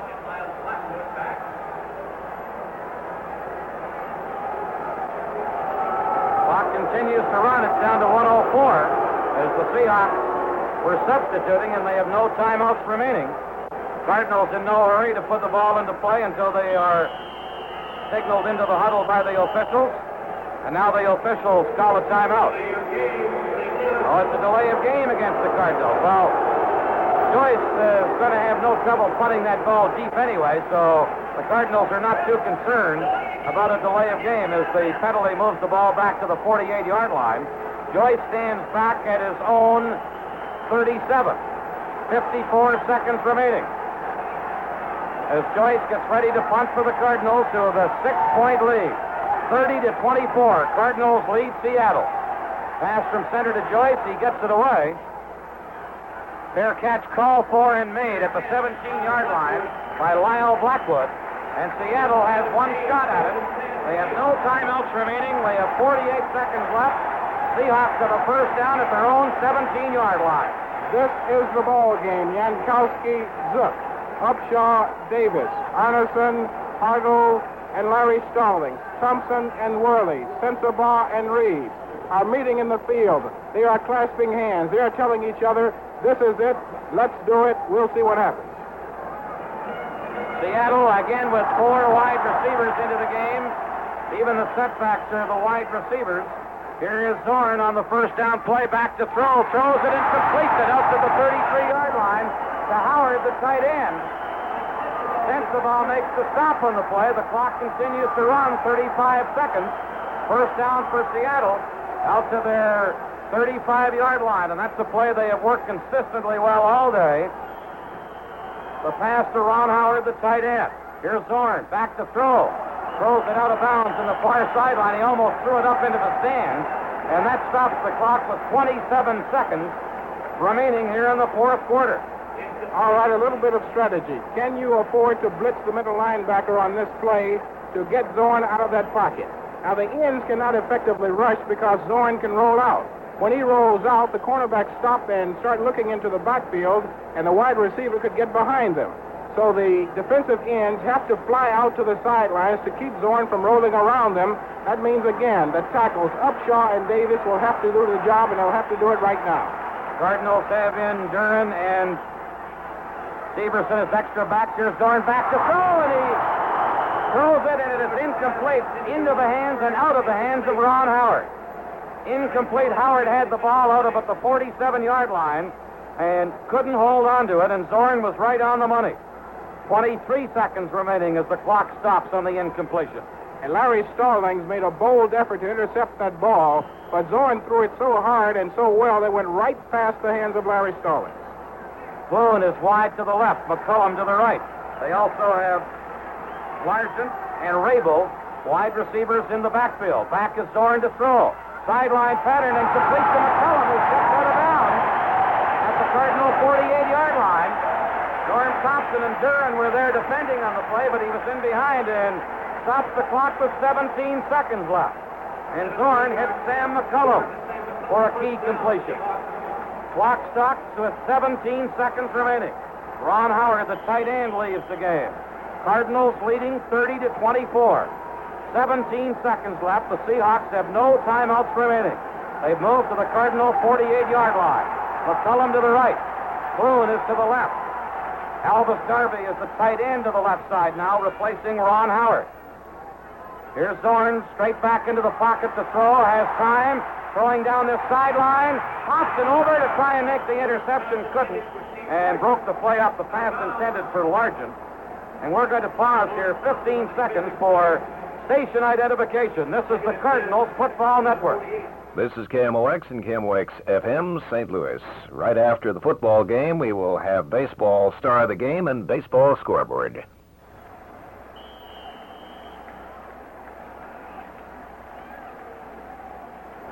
Ten seconds remaining. In the fourth quarter, Cardinals lead by 6 points. It is 2nd and 10 Seattle at the Cardinal 48-yard line. Boone is out to the left, McCullum to the right. Largent is the wing to the right. Here is Jim Zorn, the rookie quarterback, back to throw. Now takes off, trying to get out of bounds, and he does with 4 seconds remaining at the Cardinal 43-yard line. And the Seahawks are going right down to the wire, and they have done this without any timeouts remaining. That time Zorn rolled to his left and ran out of bounds at the Cardinal 43-yard line. And we have 4 seconds remaining. If the Cardinals are lucky enough to get out of this ball game with a win, they should have learned a very precious lesson. Admittedly, the schedule is supposed to be easy for the first 5 ball games, but you can't come into any game taking anybody for granted. I know the Seahawks have played well, but the Cardinals were not mentally prepared. Should be the final play of the game. Here is Zorn back to throw. In the pocket, throwing down into the end zone, and it is intercepted by Sensabaugh. Sensabaugh for the Cardinals at the 1-yard line, intercepts and snuffs out what the Seattle fans had hoped would be a miracle finish as the gun goes and the game is over. And the Cardinals, with quite a battle from the Seattle Seahawks in their first game ever in a regular season National Football League game, win it by a margin of 6 points, but with the Seahawks battling right to the final gun. That's the end of the game. We'll be back to recap today's action here at the Kingdome in Seattle, where the final score was the St. Louis Cardinals 30, the Seattle Seahawks 24.